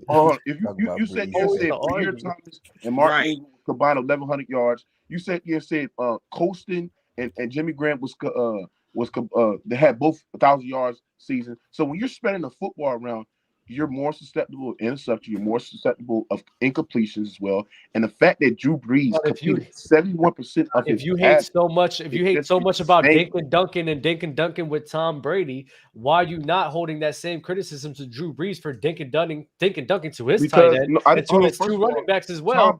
They combined where they combined for almost half of his whole entire completions. Bro, what I'm saying is this, right? Tom Brady. The reason why I get on Tom Brady for dinking and dunking, actually more than half, actually, because that's the only passes that Tom Brady was making when he was a freaking game manager his first 3 years. Because he had no choice, though, Mookie. Okay. So I'm that's the reason why I get on that. I don't get on these quarterbacks for dinking and dunk. Aaron Rodgers dink and dunk. Drew Brees dink and dunk. Peyton Manning dink and dunk. Everybody dink and dunk, bro. But the thing is, you just hold it against Tom Brady. You just hold it. You always bring that up. No. Why hold it against Tom Brady when he had no choice? I hold it against him because the first 3 years of his Super Bowl wins, he was just doing that, bro. He wasn't doing nothing special his first 3 years winning Super Bowls. That's what I do it. But when you look at, I don't know about that. That you were talking about. They won a Super Bowl. They won a Super Bowl against the Patriots because of him. Did you watch his second year? Was he like second in yards in the league? Everybody. I believe so. Even in 2018, let me check. When Drew Brees' arm was shot, and Drew Brees only had one good weapon, and that was Michael Thomas, right? The man completed 74% of his passes, only threw 5 interceptions and 32 touchdowns. That's insane. Oh man, it's this nigga. But here's the thing, though, Mookie. You have to think about it. Those Saints, those latter Saints years with Drew Brees, the way they were built, Cam Jordan was still a very effective pass rusher. Their defense was very good, and they were more of a possession, like control the clock type of team, bro. That's the type of team they were. They weren't the old school, we're just gonna completely destroy you with our passing attack type. LJ, that was good enough for them to win a lot of games. Hey, LJ, you talk about like 2017 and 2018 and stuff like that. No, I'm talking about like his latter years. He's like the last 2-3 years. Yeah. I agree. Yeah, Saints had an elite defense, like, and that's the thing that was just so frustrating. They wait to give this man a good defense when he was like entering towards the end of his prime. Like that was frustrating. But yeah, they did have good defense, and you're right, they was controlling the clock. They had, Alvin Kamara, Mark Ingram was like the best of their career at that point. That's when they beat Brady like 4 times in a row. Like, Brady could not solve that team, man. And it took Jared Cook having 3 turnovers caused by himself for y'all to win. Yeah, that sucks. Man, the issue I have with Tom Brady, especially in the early part of his career, it's just revisionist history, man, because people just didn't watch the games like that. They won a Super Bowl off the strength of Tom Brady. Yeah, I need everyone. They won against the Carolina Panthers. Mm-hmm. They beat that team off the strength of Tom Brady. They also won the AFC championship against the Pittsburgh Steelers because Tom Brady has such a good outing as well. People didn't watch these games like that. People don't know these things. And not only that, Dub, here's the issue I have with people discrediting Brady, saying he was carried in the early ranks. Okay, even if I grant you that he wasn't outright winning games, he wasn't losing games either, bro. Like, that's the thing people have to understand, bro. Even if you're not going out and winning games, bro, part of it is to not lose the games as well, bro. That's just as valuable until you get to the point to where you can outright win games. Okay, this is what I'm gonna say about that first, because the man was throwing to Deion Branch in the Super Bowl. Them winning on the first one, them winning on the strength of Tom Brady might be a slight. Not the first one. Hey, OJ, to your point, where you talk about them not losing the game for the first 3.5 quarters of that Super Bowl, that's exactly what Tom Brady did. He didn't lose the game. Yep. It was those last couple of drives where it was like, oh, okay, cool. We need it. And he finally really he came through. We showed up and he actually helped them win that game, got them in position, right? The years after that, where he had built up that confidence, people were still saying he was a game manager, and his coming out party, for real, was against the Eagles in the Super Bowl. But that was his coming out party to the masses. But if you go back and watch, he was a dude back then. It was just a different offense. They weren't asking him to throw the ball vertically, partially because they didn't have a lot of guys that stretch the field. He's throwing to Jabbar Gaffney. He's throwing to Daniel Graham and Deion Branch. Yeah, like Benjamin Watson. Yeah, like Ben like Watson. who? Like let's be like real. Danny Woodhead for like 3 years. Danny Woodhead was his best weapon. I'm not even talking about the Danny Woodheads. I'm talking about when he still had like young Kevin Falk. Like, like the way that offense is built, they just weren't going to stretch the ball like they weren't going to stretch the field.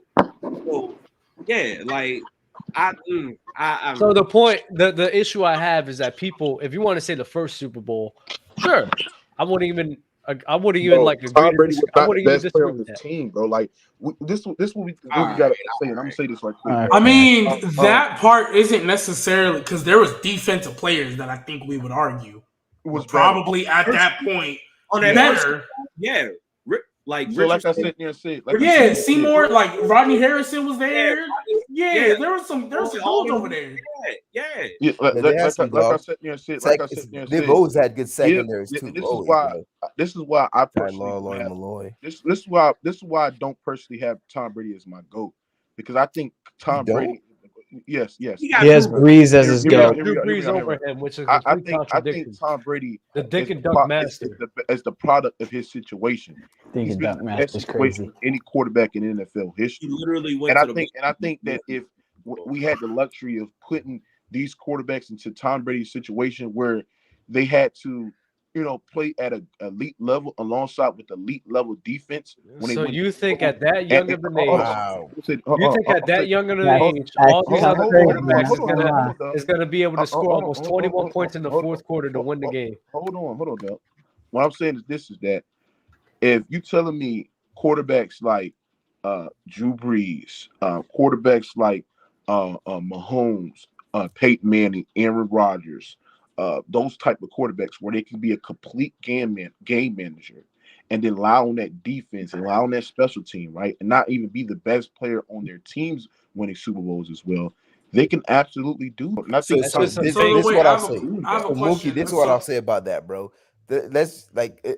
People often overrate the Patriots defense just to undermine Tom Brady. They were good defenses and sometimes great defenses, but they were never the Ravens, Pittsburgh Steelers, Giants, Bucks. They were never that, bro. They were never that, first and foremost. Number two, Bill Belichick basically said, like, we're not going to really draft like that on offense. Tom Brady, you have the reins. You figure it out, and then I'll take care of the defense. That's basically how the Patriots went. And by the way, like Richard Seymour, who was a stud, they let him walk. Like there are so many great players defensively. Bill Belichick was just like because they always replaced them right and they figured it out, bro. Like they would consistently figure it out time and time again, bro.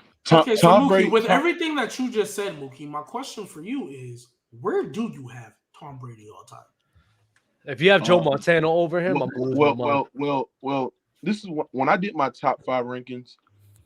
These top 5 quarterbacks are like in the same tier where you can make arguments that they're the greatest of all time. If you use a criteria that you he's about to your personal needs. I've seen his list. I mean, you can make an argument that these quarterbacks are the GOAT because they're just so great. And I think my quarterbacks in the top 5 consist of longevity, statistical dominance, Super Bowl winners, leading some of the best offense in the NFL, talent, production. The top 5 quarterbacks, and this is just in no order. You can make an argument what order you want to put in is Aaron Rodgers, Drew Brees, Peyton Manning, Tom Brady, and Joe Montana. Those quarterbacks, all of those quarterbacks have the production, the longevity, the statistical dominance, Super Bowl champions. Do you think Peyton Manning is better than Tom Brady? Yes, he's a better quarterback. Okay, so let me ask you this: we talk about people having talent. How is a man who's a better quarterback having better offensive weapons than the other quarterback and still performing worse than that other player? But you're not talking about the defensive weapons. No. How is it that a man? No. The defense has nothing to do with how the offense is running. So tell me, how is a man having Edgerrin James? How is a man having How is a man having Edgerrin James? And this is supposed to be in the prime of his career. Having Edgerrin James and Marvin Harrison still performing worse than Tom Brady, who's having Deion fucking Branch. Because if you look at Peyton Manning had no running game whatsoever, bro. Yeah, Edric James. Yeah, Edric James. You know who Edric James is? You don't know who Edric James is. He had Motion Falk and Edric James. I'm talking about both. I'm talking about after them left. I'm talking about after they left. I'm talking about during they left. Hold on, time out. After they left, they still had Joseph Adai, which was more than serviceable. Joseph Adai. These guys, they're not even mentioning We're not going to disrespect Stokely. They're not Yeah, mentioning. the way he was caping for Jordy Nelson, you better not. You better not disrespect Don't you dare. You better Don't slander that man. Joseph Adai is not. Mookie, do you know that 1 year Peyton Manning had 3 receivers that had at least 1,000 yards receiving? I don't even know if that's ever been done. Okay, so let me say this right quick. First of all, okay, none of those receivers that you compared to Tom Brady's always had the better overall receivers. He had Randy Moss, who's always. Tom Brady always had the better overall. Tom Brady had the better receiver was when he had Randy Moss. Peyton Manning had Marvin Harrison and Reggie Wayne. No. In the history of the NFL, bro. Peyton Manning had Marvin Harrison and Reggie Wayne for most of his career. Tom Brady had stop. And he got the Barry Thomas and Bro, Wentz. I need you to listen to this. I need you to listen. Tom Brady has had Randy Moss for 3 years, Mookie. For 3 years, they were in the league for 20. They were in the league for 20. And let me ask you something. Has he won a Super Bowl with Randy Moss? Tell me how you sit there and say he's a GOAT quarterback and he had the GOAT wide receiver. He didn't even win a Super Bowl with him, bro. Hey, Mookie. Okay, so tell me how. No. I got him. I didn't even answer this. How the fuck does this make fucking sense? How does the man have an Edric James and Marvin Harrison? And I think, let me check. I want to double check if Reggie Wayne was there. No, he wasn't. How is Peyton Manning, a quarterback who's better, having Edric James and Marvin Harrison getting shut out in the first round? I'm about to say, look at their defense. Their defense wasn't that good. They didn't score. What does that have to do with wasn't that good? What does that have to do with the offense scoring? Their defense, Dwight Freeney, Robert Mathis, and then who wasn't him of the Bob Sanders? What are we talking, bro? Honestly, bro, you're just saying stuff at this point. And then also, The funny part is the defense that year was actually a top 10 defense. Their rushing defense was kind of suspect, but their passing defense was great, and they allowed the 8th most yards. This is 2002. Hey, so Mookie, I also have a question because you just said how can Tom Brady be the GOAT, but he but he didn't win with Randy Moss. You know, Peyton Manning had the #1 offense ever in NFL history and wet the bed when he got to the Super Bowl. Oh, it was bad. What the bed? #1 offense in history and what the bed? Only scored 8 points. Hold on. And that's why Peyton Manning is not the GOAT. No, but you have Peyton Manning over Tom Brady. We're not talking about who's the GOAT. Hey, what did Tom Brady do against that? Tom Brady against that same defense dropped 28 on him. And I also seen Tom Brady with a good team against the Colts in the AFC Championship game get shut out and absolutely choked on his food. In 06. Against the Colts? Yes, in 06 in the AFC Championship game. 06. Yeah. What the fuck are you talking about? 06. 2006 AFC Championship. He said he choked? Yes, he blew a 21-3 lead and had the ceiling interception, bro. When he had to drive the but when Justin Herbert blows the lead, you don't give a fuck about that either, right? No, he threw a game. Funny thing is, Peyton Manning blew He threw a game-stealing interception, Dub. Stop it. Hey, Trey, I forget which game is it. What's the game that Peyton Manning threw like a 28-3 lead? I'm about to look it up for you right now. I remember this one. What you're talking about. Yep. What's the name? Hey, do you know? Hey, I'm asking you something. Do you know the 2000? Let me ask you something. Do you know the 2006 Colts? Didn't Patrick Mahomes blow a lead too? Hold on. Didn't Patrick Mahomes? Let me cook you right quick. Didn't Patrick Mahomes blow a lead too? Hold on. Let me cook you right quick. So they've all blown leads. They've all. Did any of them come back from 28-3? Okay. Let me cook you right quick. Oh, you're getting cooked right here, bro. You need some help. Hold on. You about to be turned. Brandon can't say it now. Okay. So do you know the Colts? This is why Peyton Manning is more impactful than Tom Brady. I've seen Peyton Manning with the 2006 Colts lead that team to a Super Bowl and win a championship, ladies and gentlemen. Do you know that? Hold on. Do you know how the 2006 Colts, they're the worst defense to ever win a Super Bowl. That 2006 Colts defense allowed 36.9 yards per drive, Not only that, bro, they was giving up. They was one of the worst. You know what's the dumbest part about this argument? No, you know what's the dumbest part about this argument? Because in the postseason, the only time when they allowed above 20 points a game was against the New England Patriots. That's it. The defense held the Kansas City Chiefs to 8 points. The Colts. I'm gonna tell y'all something. The Colts were. The Colts I think were. he was. The Colts. Hold on. The Colts was one of the worst rushing defense in the NFL. They gave up 178 yards per game. They was one of the worst defense in the NFL. You know what happened in the playoffs? And Peyton Manning led that team to the goddamn. Guess what happened? Hey, you know what happened in the playoffs? They held their teams. They held the teams they played. Stop it, bro. 8 points. I'm tired of y'all. They let the Patriots score 34 and then 17 against the Bears. But you know who played at a high level against that team? You know who outplayed who? Peyton Manning outplayed Tom Brady. He was the best. The one of the few times he did it. And you know, Tom, he outplayed Tom Brady. But you don't want to mention the times when Tom Brady outplays him. You don't want to mention the times when Tom Brady outplays him.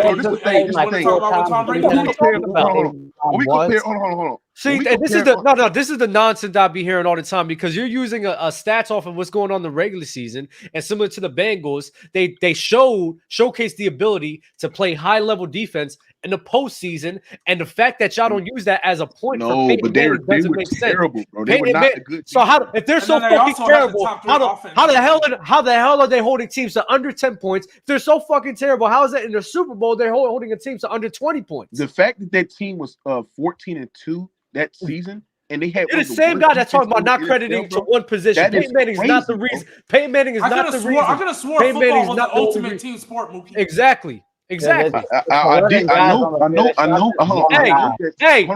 Hey, G-Babe, you want to know who was I know who was towing that fucking hole in the Super Bowl?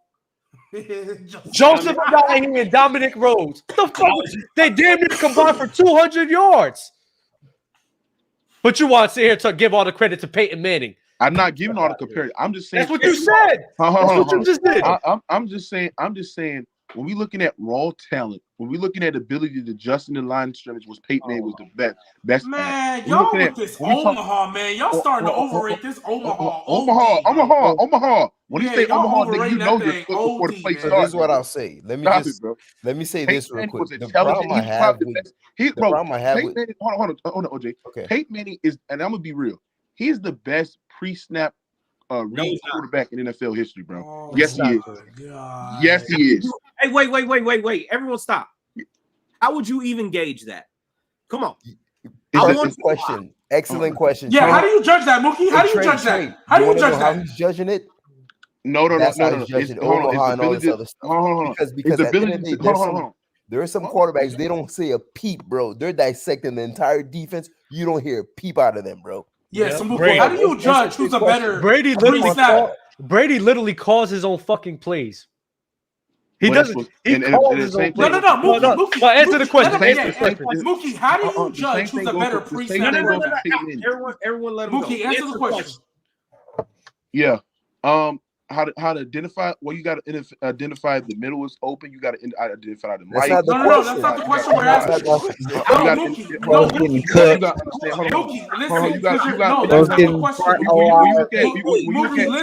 look at how many. You got to look at how many is in the box.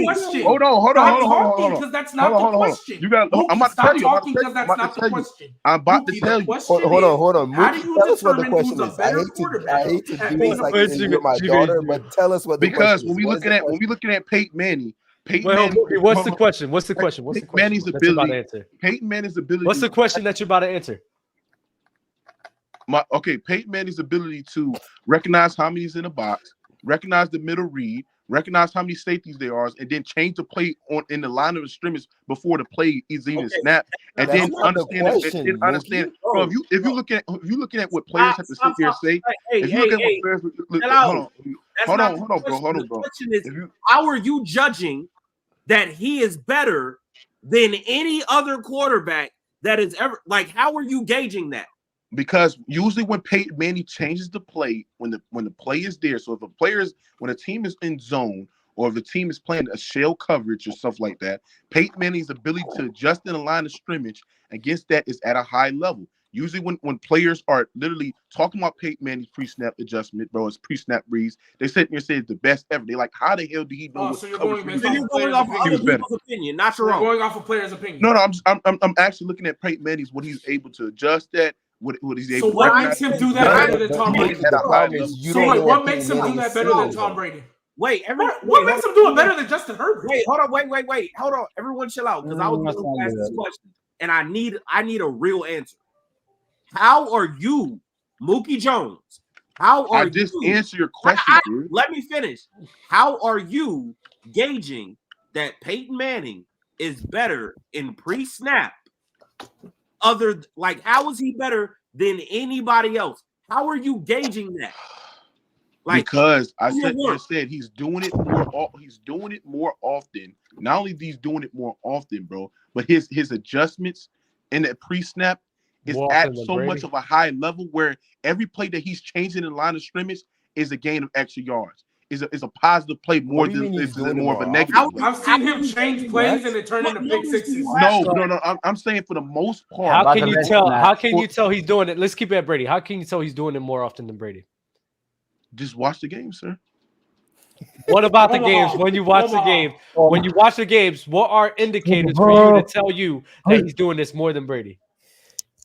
No, what I'm saying is that when you look at, I'm asking you. When you look at Peyton Manning, no. What's the indicator for you to think that? Hold on. Are you trying to argue that Tom Brady is better than the pre-snap than no, Peyton? we're asking you. We're asking you what you see. Okay, why y'all asking? Why y'all asking? Mookie, listen, Mookie. Like, bro, he's better than the pre-snap. The reason we're asking you this is because it's dumb to be like, hey, I think Tom, because you're not out there on the field with them. You're not in the headset. You can't hear it. So it's dumb to be like, oh, yeah, Peyton Manning at the pre-snap. Every time he changes a play, it's an extra positive. But I've seen him make audibles and still throw pick sixes.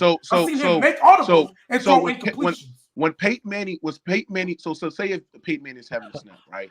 And he say, okay, so say if it's a cover 3 zone, you got your 2 linebackers, they're playing the hook. You got your free safety that's playing the zone. You got your strong you got your strong safety playing the curl and the flats, right? If you don't get to the damn point, I'm trying to, bro. I'm trying to explain it to y'all. It's teaching time, right? So what I'm saying is that, right? Teaching time with your education. So when we look at the weakness of, say, Peyton Manning going against the cover 3 zone, he would recognize the weakness, the weak side curl, weak side flat, the strong side curl, the strong side curl. You got the flood routes, and you got no. I'm just telling you the weakness in the zone and what he would do.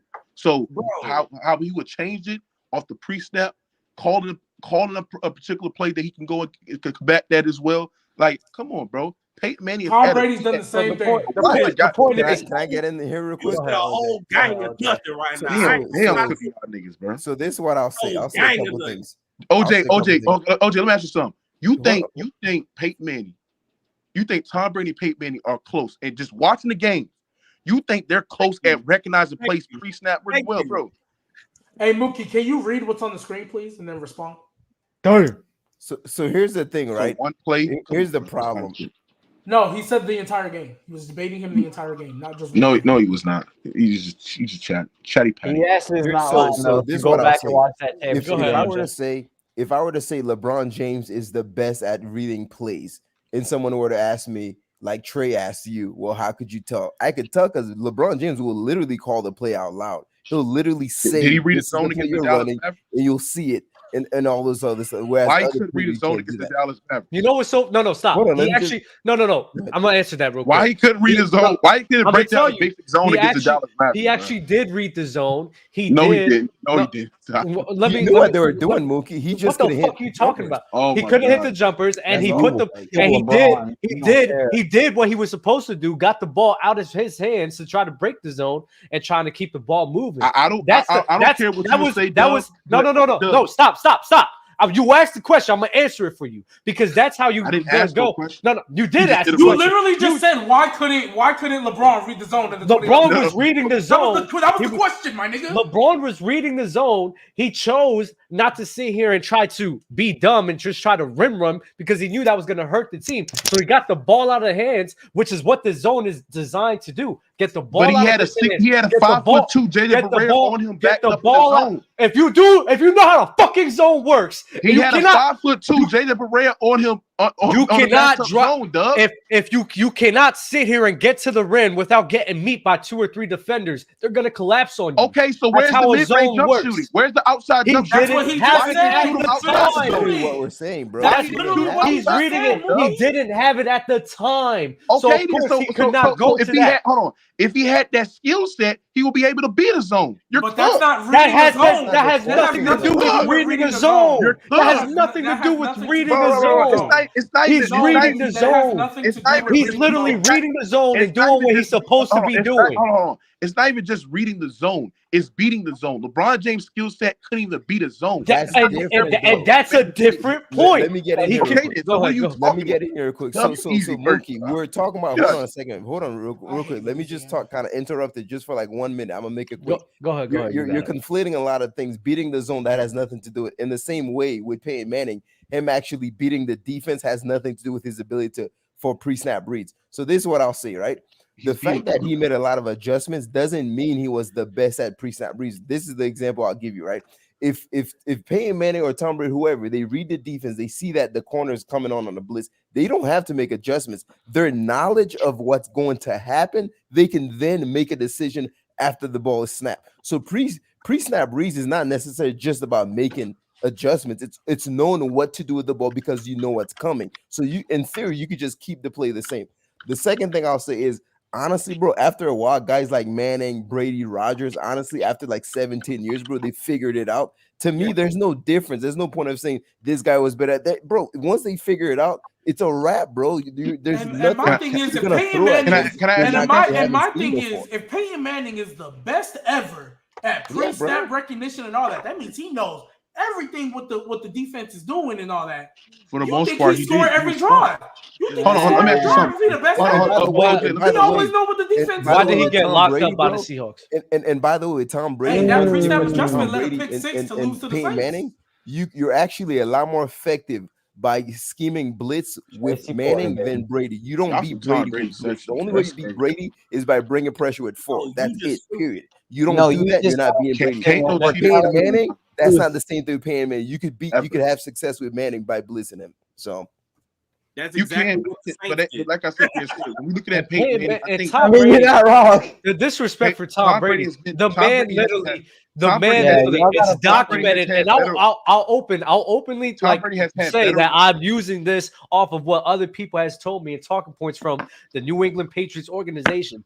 This man, Tom Brady, literally handpicks the plays that they're going to run.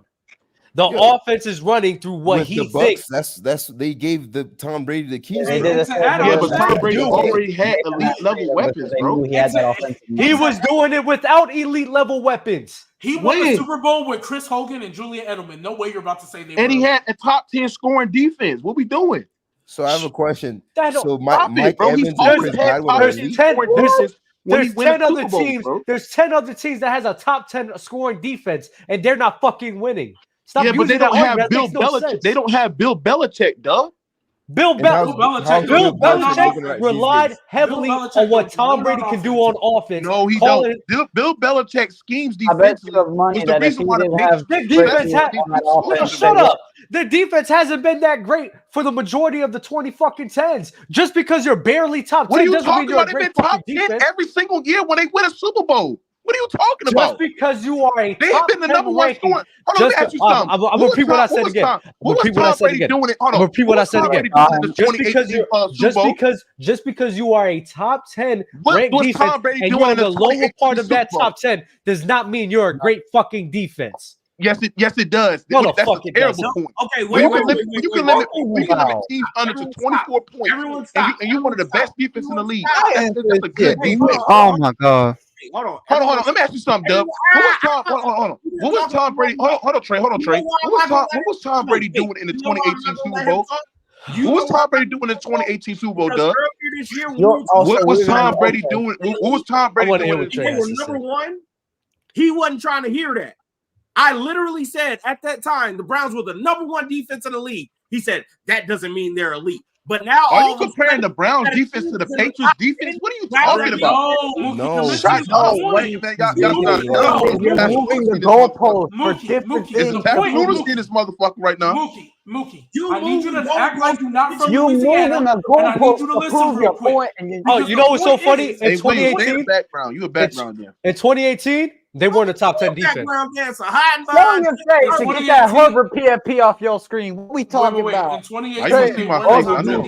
In 2018, I remember that vividly. That was my the face. year. That was the year where it really just happened in the Super Bowl where they were actually good on defense. all right. But the year in 2018, they were 7th in points per game. They were 21 in yards. When you look at the rankings, they combined the two. That's not a top 10 fucking defense. Hold on. And they was top 5 in turnovers, and it was top 6. They had a top 6 rushing defense. Stop lying. That was Top an elite 6? level defense, bro. They weren't a top 6 rushing defense.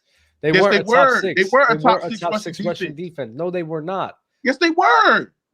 Even then, have it. They were top 6. You were one. Gosh. You were a bottom 20. Damn, man. You were a bottom 20 passing defense. You allowed the 21st most yards in the league. You got cooked by the fucking Chiefs. You were getting cooked by the Chargers as well. The only time when you actually played to a great, because they scored 28 points against. The Chargers scored 28 points against them, and you looked at the record with just 28 points. Are you serious? And you looked up the point. You looked at the points with 28 points that people score on Justin Herbert and his team. No. Stop.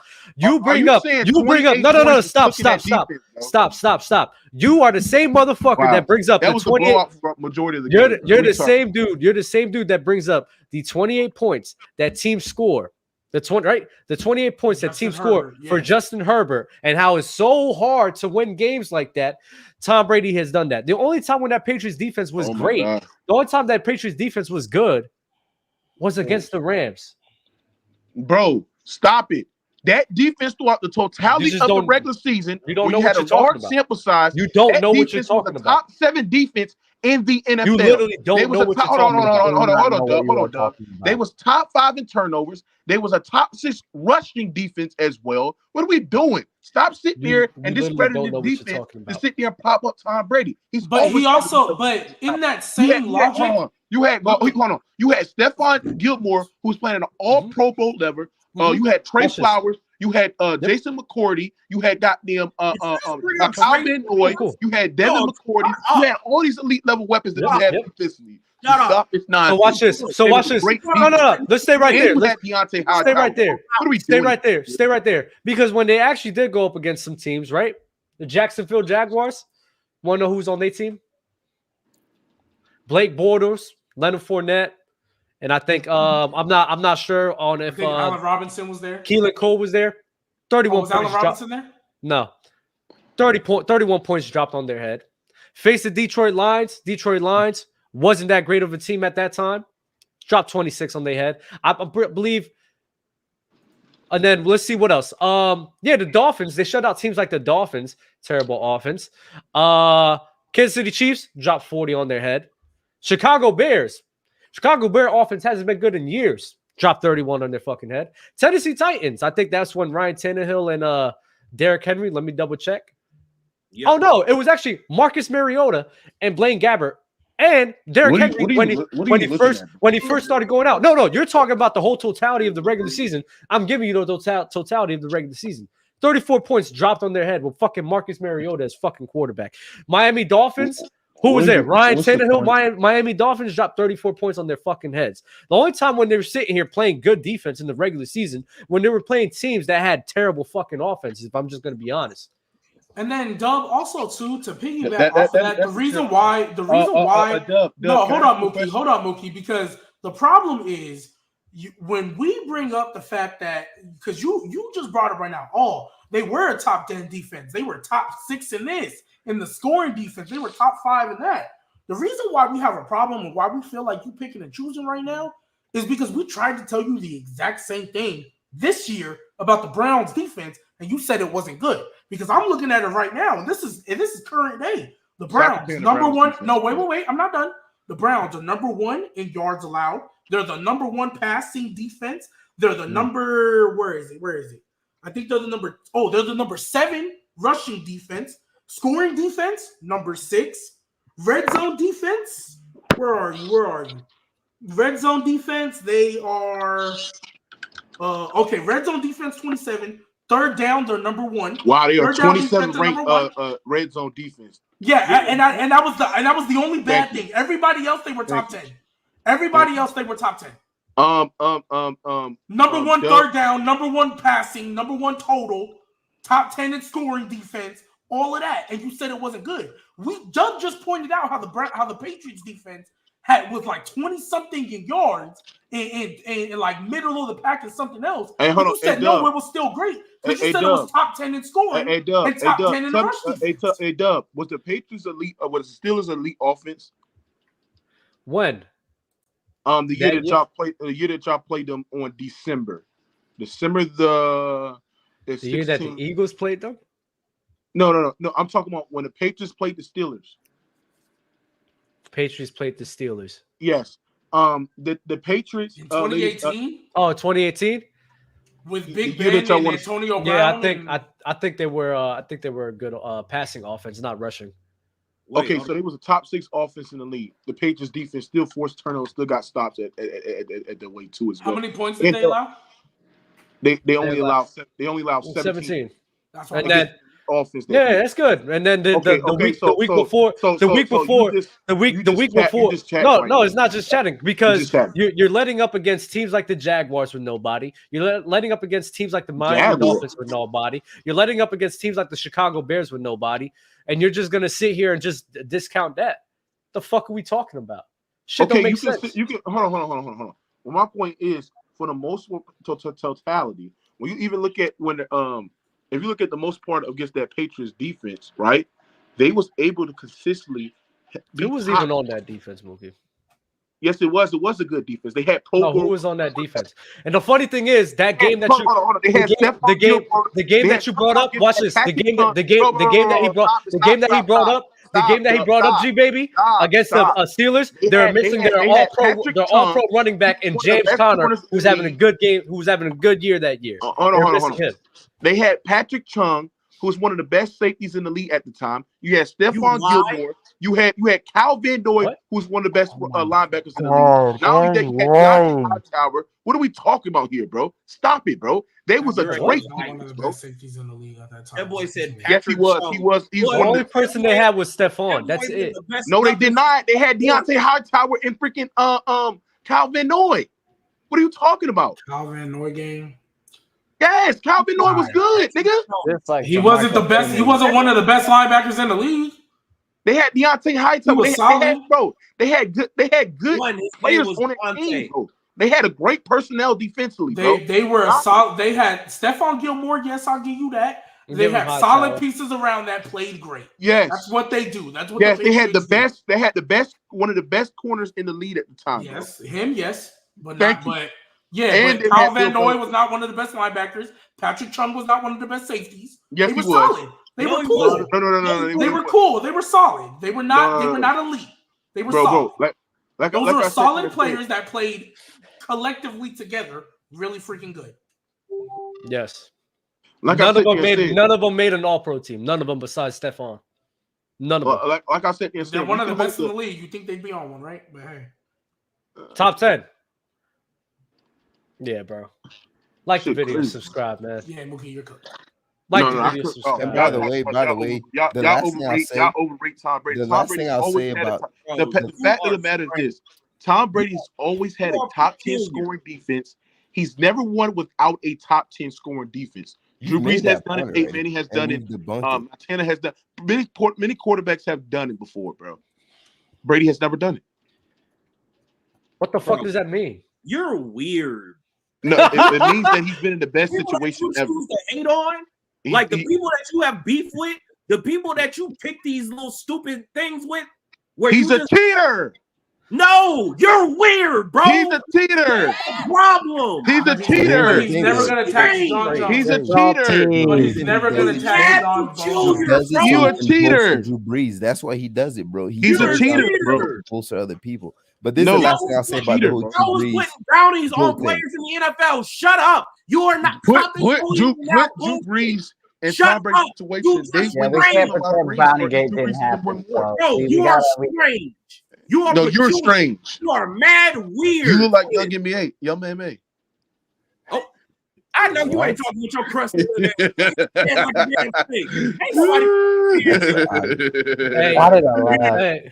Hey, G baby, can you check something for me? When the Saints won the Super Bowl, I know that they were top 3 in turnovers, but were they top 3 scoring defense, top 5, top 10 scoring defense as well? No, dog. Check it for me. Check it for me. You know it's over. No, dog. That's been as a motherfucker. No, they was never top 10 scoring defense, dog. Stop it. And by the way, so I just wanted to make a point. If people the say Saints was that a 20th Rodgers, defense, it was 25 Manning, yards, or the GOAT, I mean, I strongly disagree, but I could actually see it, because to me, if you're gonna be the GOAT, either you have to be the most talented, physically talented, which right now currently is Aaron Rodgers, because technically he's above Mahomes, or you could be have the best accolades or stats, which is Tom Brady. Or you could be, some people can make an argument for Payton Manning simply because, in my opinion, you could argue he's the greatest pure passer of the game. I personally think it's Kurt Warner or whatever, but you can make that argument for me. But Drew Brees doesn't fit any of those bills. Yes, he does. He doesn't have the stats. He doesn't have the athletes. OJ, now you're lying. First of all, what am I lying about? I'm gonna tell you why. Because to sit there and say that Drew Brees does not fit that criteria is a lie. First of all, which one does he fit? He's an athlete. He is talented because I think Drew Brees more talented. Is Drew Brees more talented than Aaron Rodgers? No. Okay. But Does Drew Brees have more stats or accolade than Tom Brady?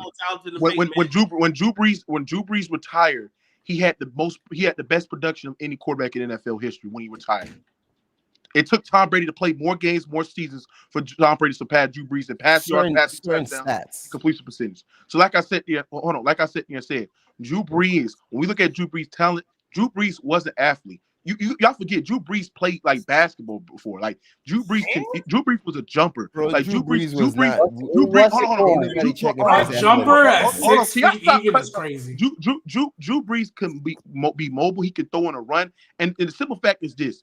The fact that Drew Brees passer, bro. The fact that Drew Brees hold on. The fact that Drew Brees is 5'10", 5'11", and have to see over 6'5", 6'6" linemen, and he's producing some of the highest completion percentage in NFL history in a single season, and he's consistently throwing for the most 5,000 pass yards in NFL history, while not being the superior athlete as the Aaron Rodgers. You just called him a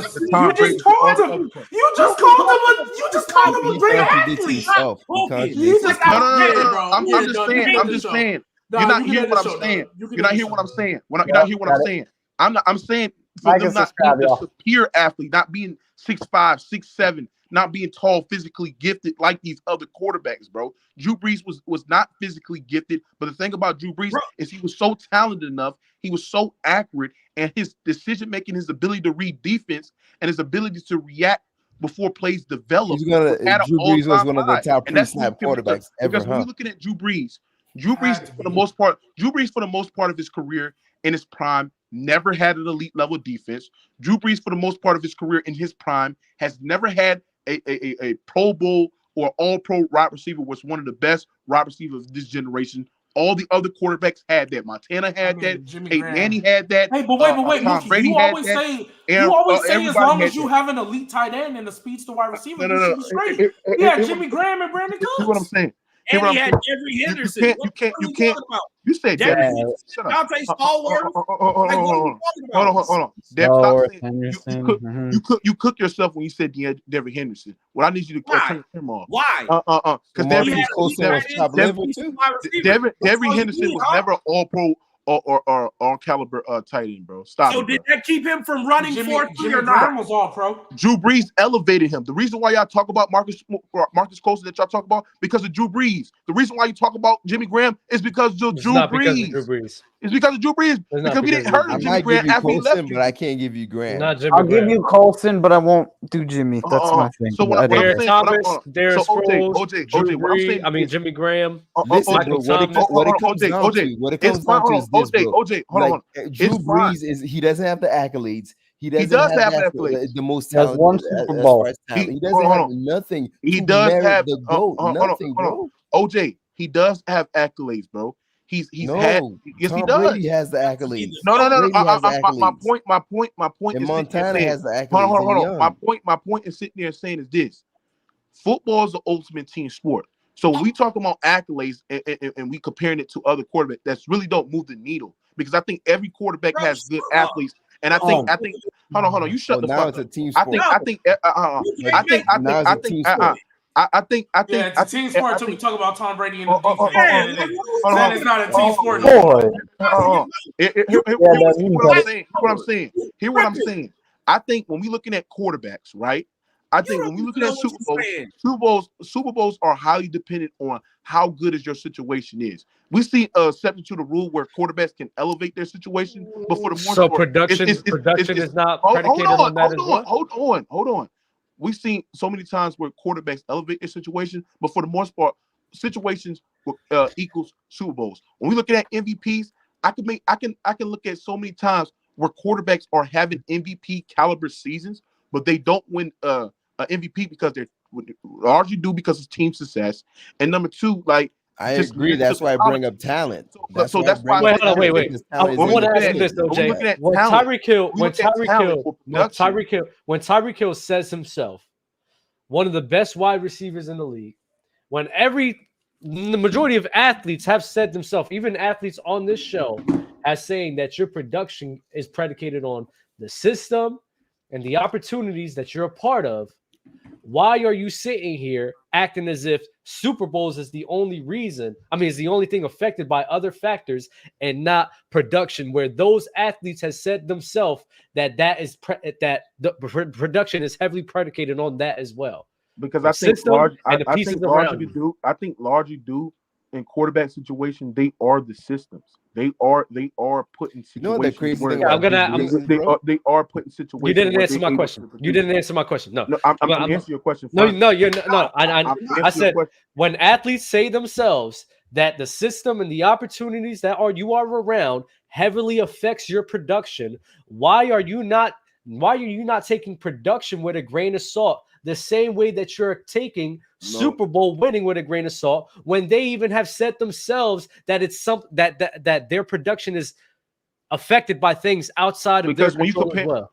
Because when you comparing wide receivers and running backs, I think you got to take the wide receivers and running backs, the quarterbacks as well. Quarterbacks have said themselves, even on this show, that is predicated on your system and the scenario which you're a part of.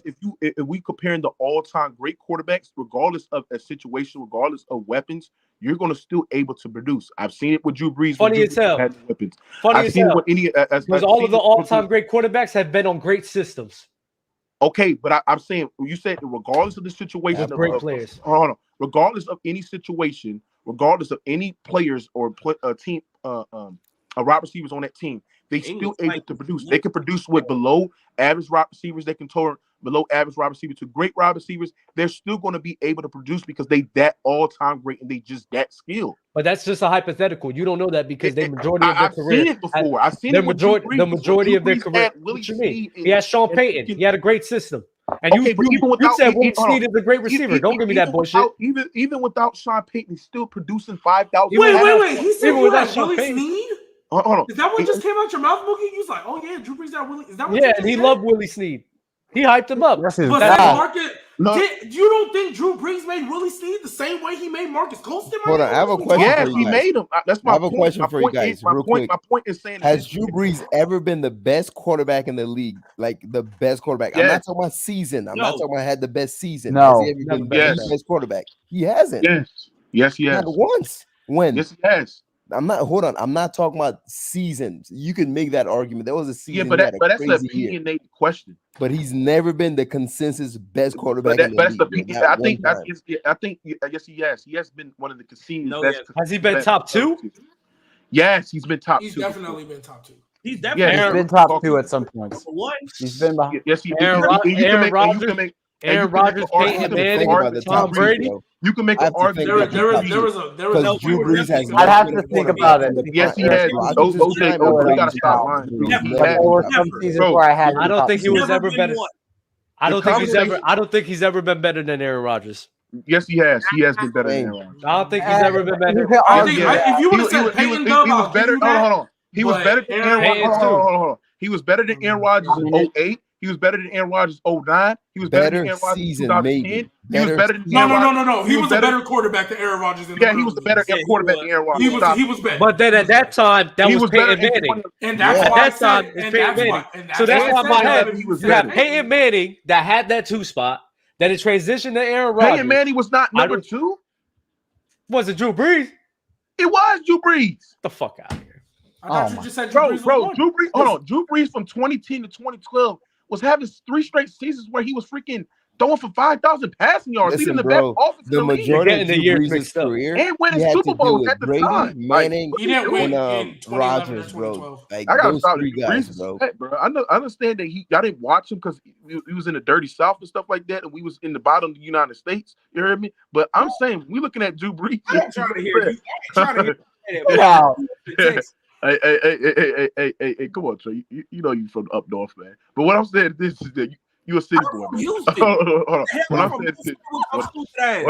What I'm saying is this, right? Drew Brees had an argument to be the best quarterback in the NFL because of the talent, because of the production, because of the insanely godly stats that he was putting up, leading some of the best offense in NFL history. Yes, he had the conversation of being. In 2011, I'm gonna be honest with y'all. So the years when Peyton Manning won MVP, Drew Brees was better. I'm gonna say this right quick. I've never seen a quarterback. 08 and 09. I've never seen a quarterback that peaked higher than Drew Brees in 2011, bro. Well, I've never seen a quarterback have an MVP, by the way. Well, no. I think, and honestly, though, so he's the good of his sport. Honestly, though, I don't want to be on Rookie's side right here. But I will say in 09, they only gave it to Peyton because they won one more game. That's the only reason he got it. I will say that. Because Drew Brees was better than him all year. But that's whatever. I agree with that. But I'm not trying to be on that side of the argument. So. Well, and also 2011, Drew Brees should have won it because who do you know that's throwing for over 5,500 yards, 46 touchdowns? Cool. I mean, he did break the record. G-Baby, it's fine. We'll end it like this. That's crazy. Drew Brees has never had it. Drew Brees never had a year. Drew Brees has never had a year throwing for 5,400 But he was in a low mark. Drew Brees has never had a year throwing for 5,400 yards and 55 TDs. Peyton Manning's better. 68% completion as well. Yeah. Okay. That's crazy. Hold on. Oh wait, you said 55 TDs. You said 55. Hold on. You said Peyton. What was Peyton Manning's completion percentage? 68. That's what he just said. Oh, Drew Brees had a 71 completion percentage while Dick and dunk. 5,400 yards. Dick and dunk. 6 touchdowns. Dick and dunk. It was not no dick and dunk. Dick and dunk. Yes, it was. Let me see. Oh, Drew Brees' yards per attempt that year was 8.3. That was way above the same. That's the same year that I'm talking about. Yeah, Jimmy Graham. Yeah, that's the same. It's funny how things make a full circle. That was the same year that I began with. Yeah, Pierre Thomas, Darren Sproles combined for 1,100. Jimmy Graham 1,300. This man, Peyton Manning, but he's spreading the ball around. You get mad to a quarterback for spreading the ball around and not throwing it. He was dinking, dunking. No, he was not, bro. I watched the whole. So let me ask you this: what the fuck is he doing? How is he leveling out the field with Pierre Thomas and Darren Sproles? Because he's throwing it to Devian Henderson. He's throwing it to Lance Moore, which he had at the time. He was throwing it to Marcus Coates. He's spreading the football around and throwing it to Jimmy Graham. So what was Peyton Manning doing in 2013? He was really towing that bitch.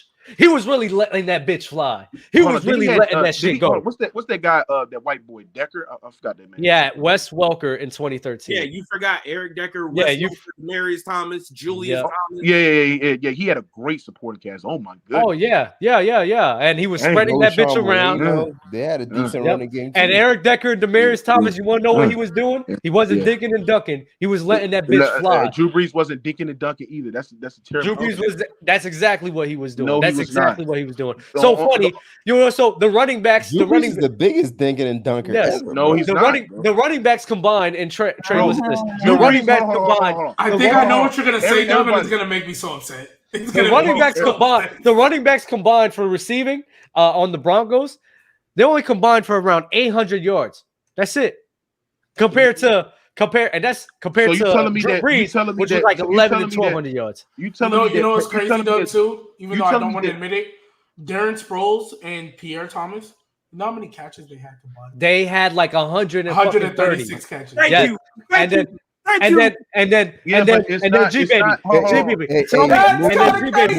baby, Jimmy Graham had 99.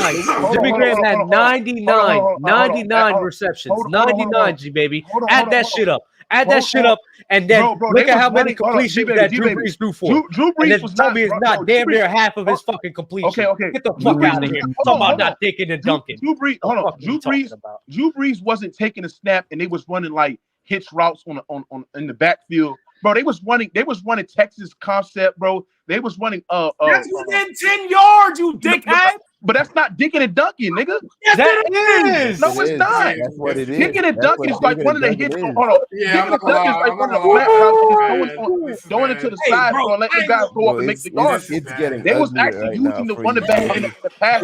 He's getting cooked OD.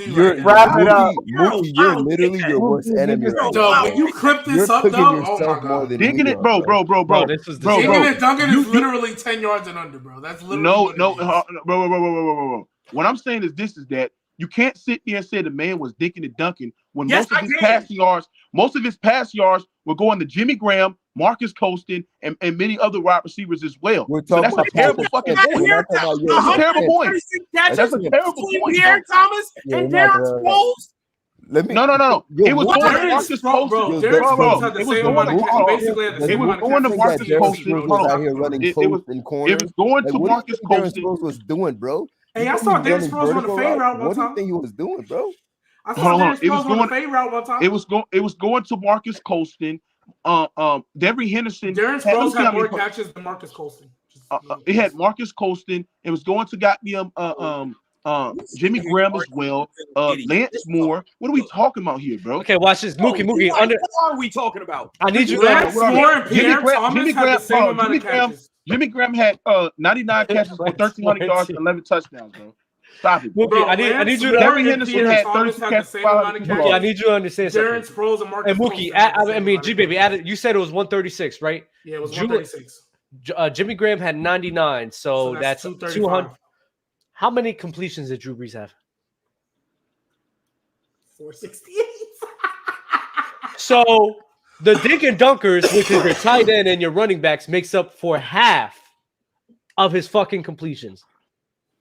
Get the fuck out of here, bro. He's dink and dunk master. What are you saying? He's a dink and dunker, Mookie. Bro, he led the lead in yards per attempt. You can't be a dink and dunker when you lead the lead in yards per attempt. Yeah, we already covered that. Hold on. He led the lead in yards per attempt multiple years, and you're saying he's a dink and dunker. Covered this. We've already covered this. And what you said?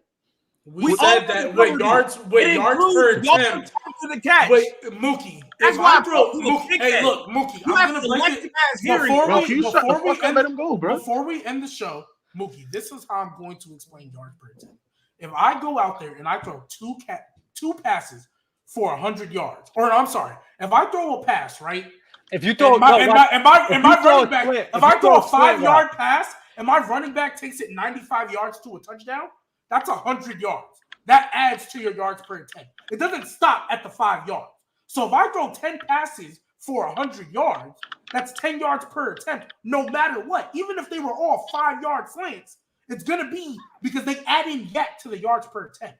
So if I throw a pass for 10 yards and they take it 90 extra yards to the house, then that's 10. They so what's that? That's why Deebo Samuels has one of the higher yards per attempt. Exactly.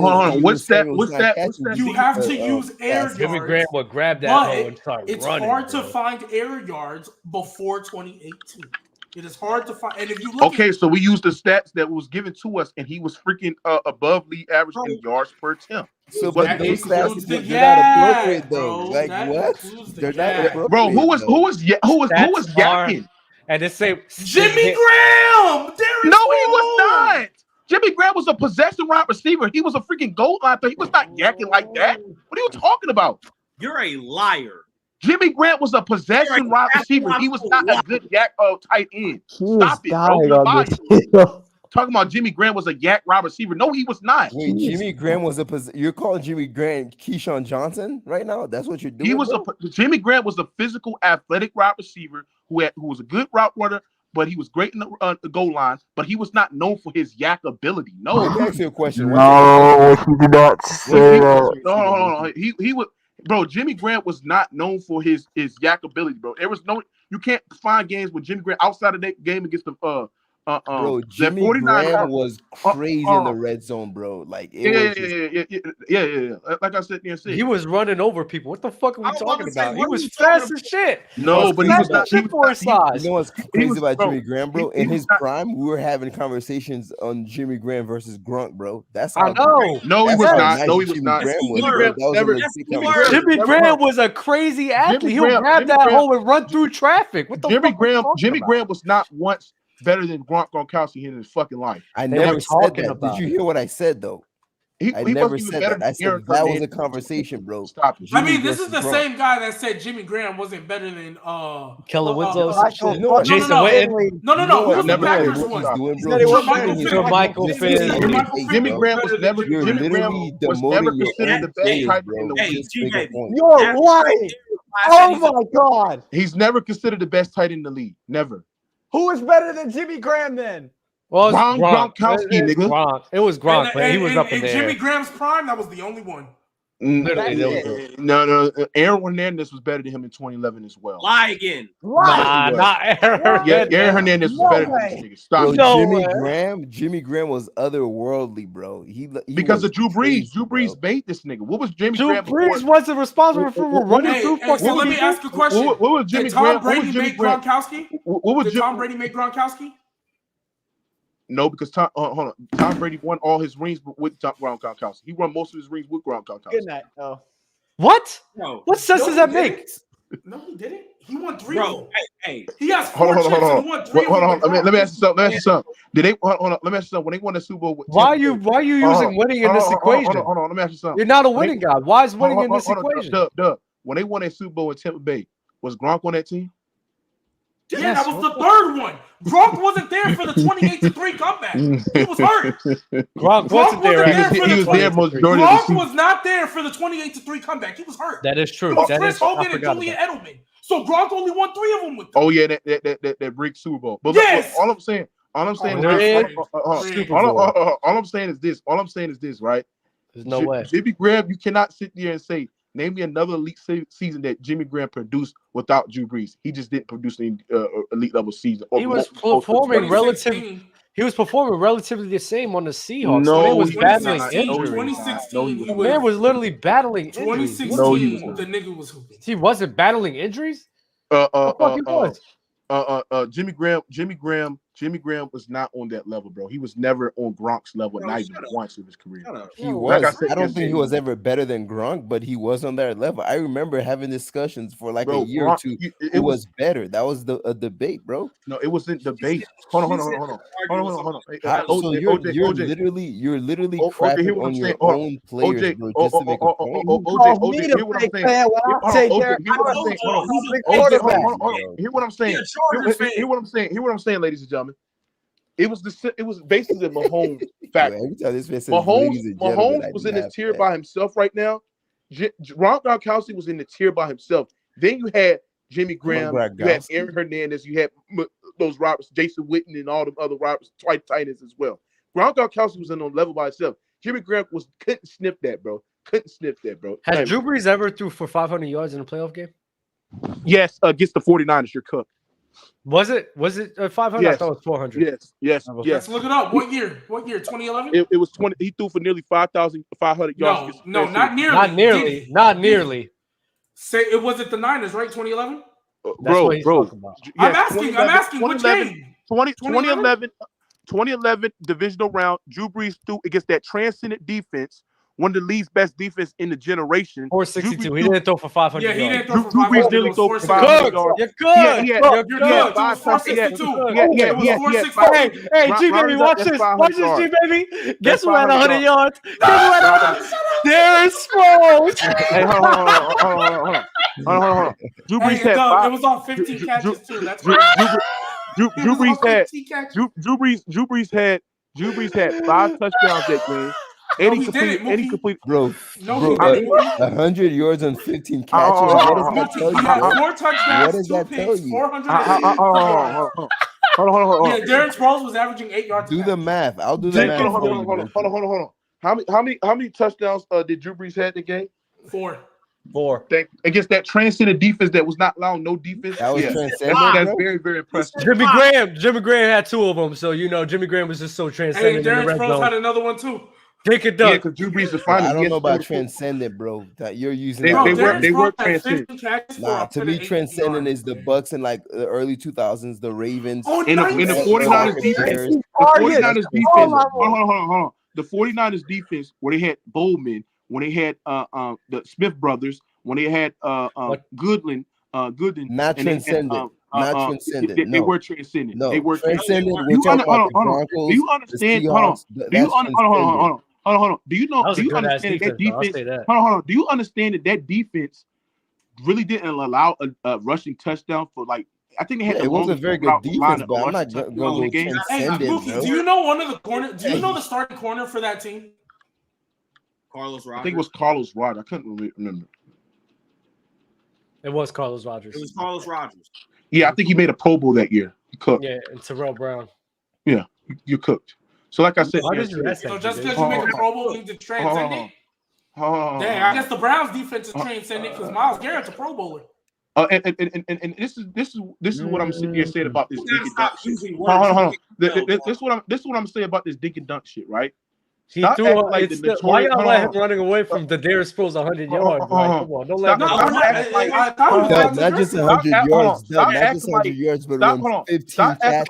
That's what's really crazy. All 19 targets, bro. That's insane. Stop acting like Tom Brady wasn't dinking and dunking more than Drew Brees. Not against the Eagles. Not against the Eagles. Not against the Eagles.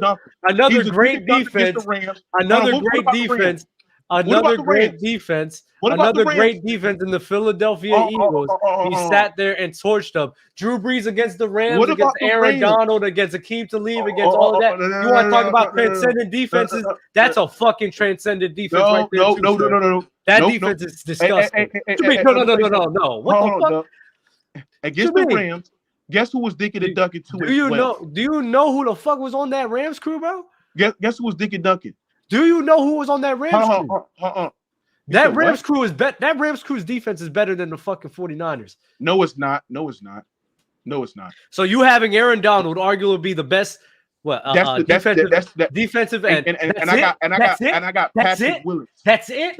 Patrick Willis. The Ndamukong Suh. You had the Ndamukong Suh down there too with him. Stop it. Yeah, Marcus Peters was not even in his prime. Get out of here. The Ndamukong Suh was still great. What the fuck were you talking about? No, he was not in his prime. He was not Lions Ndamukong. He was still great.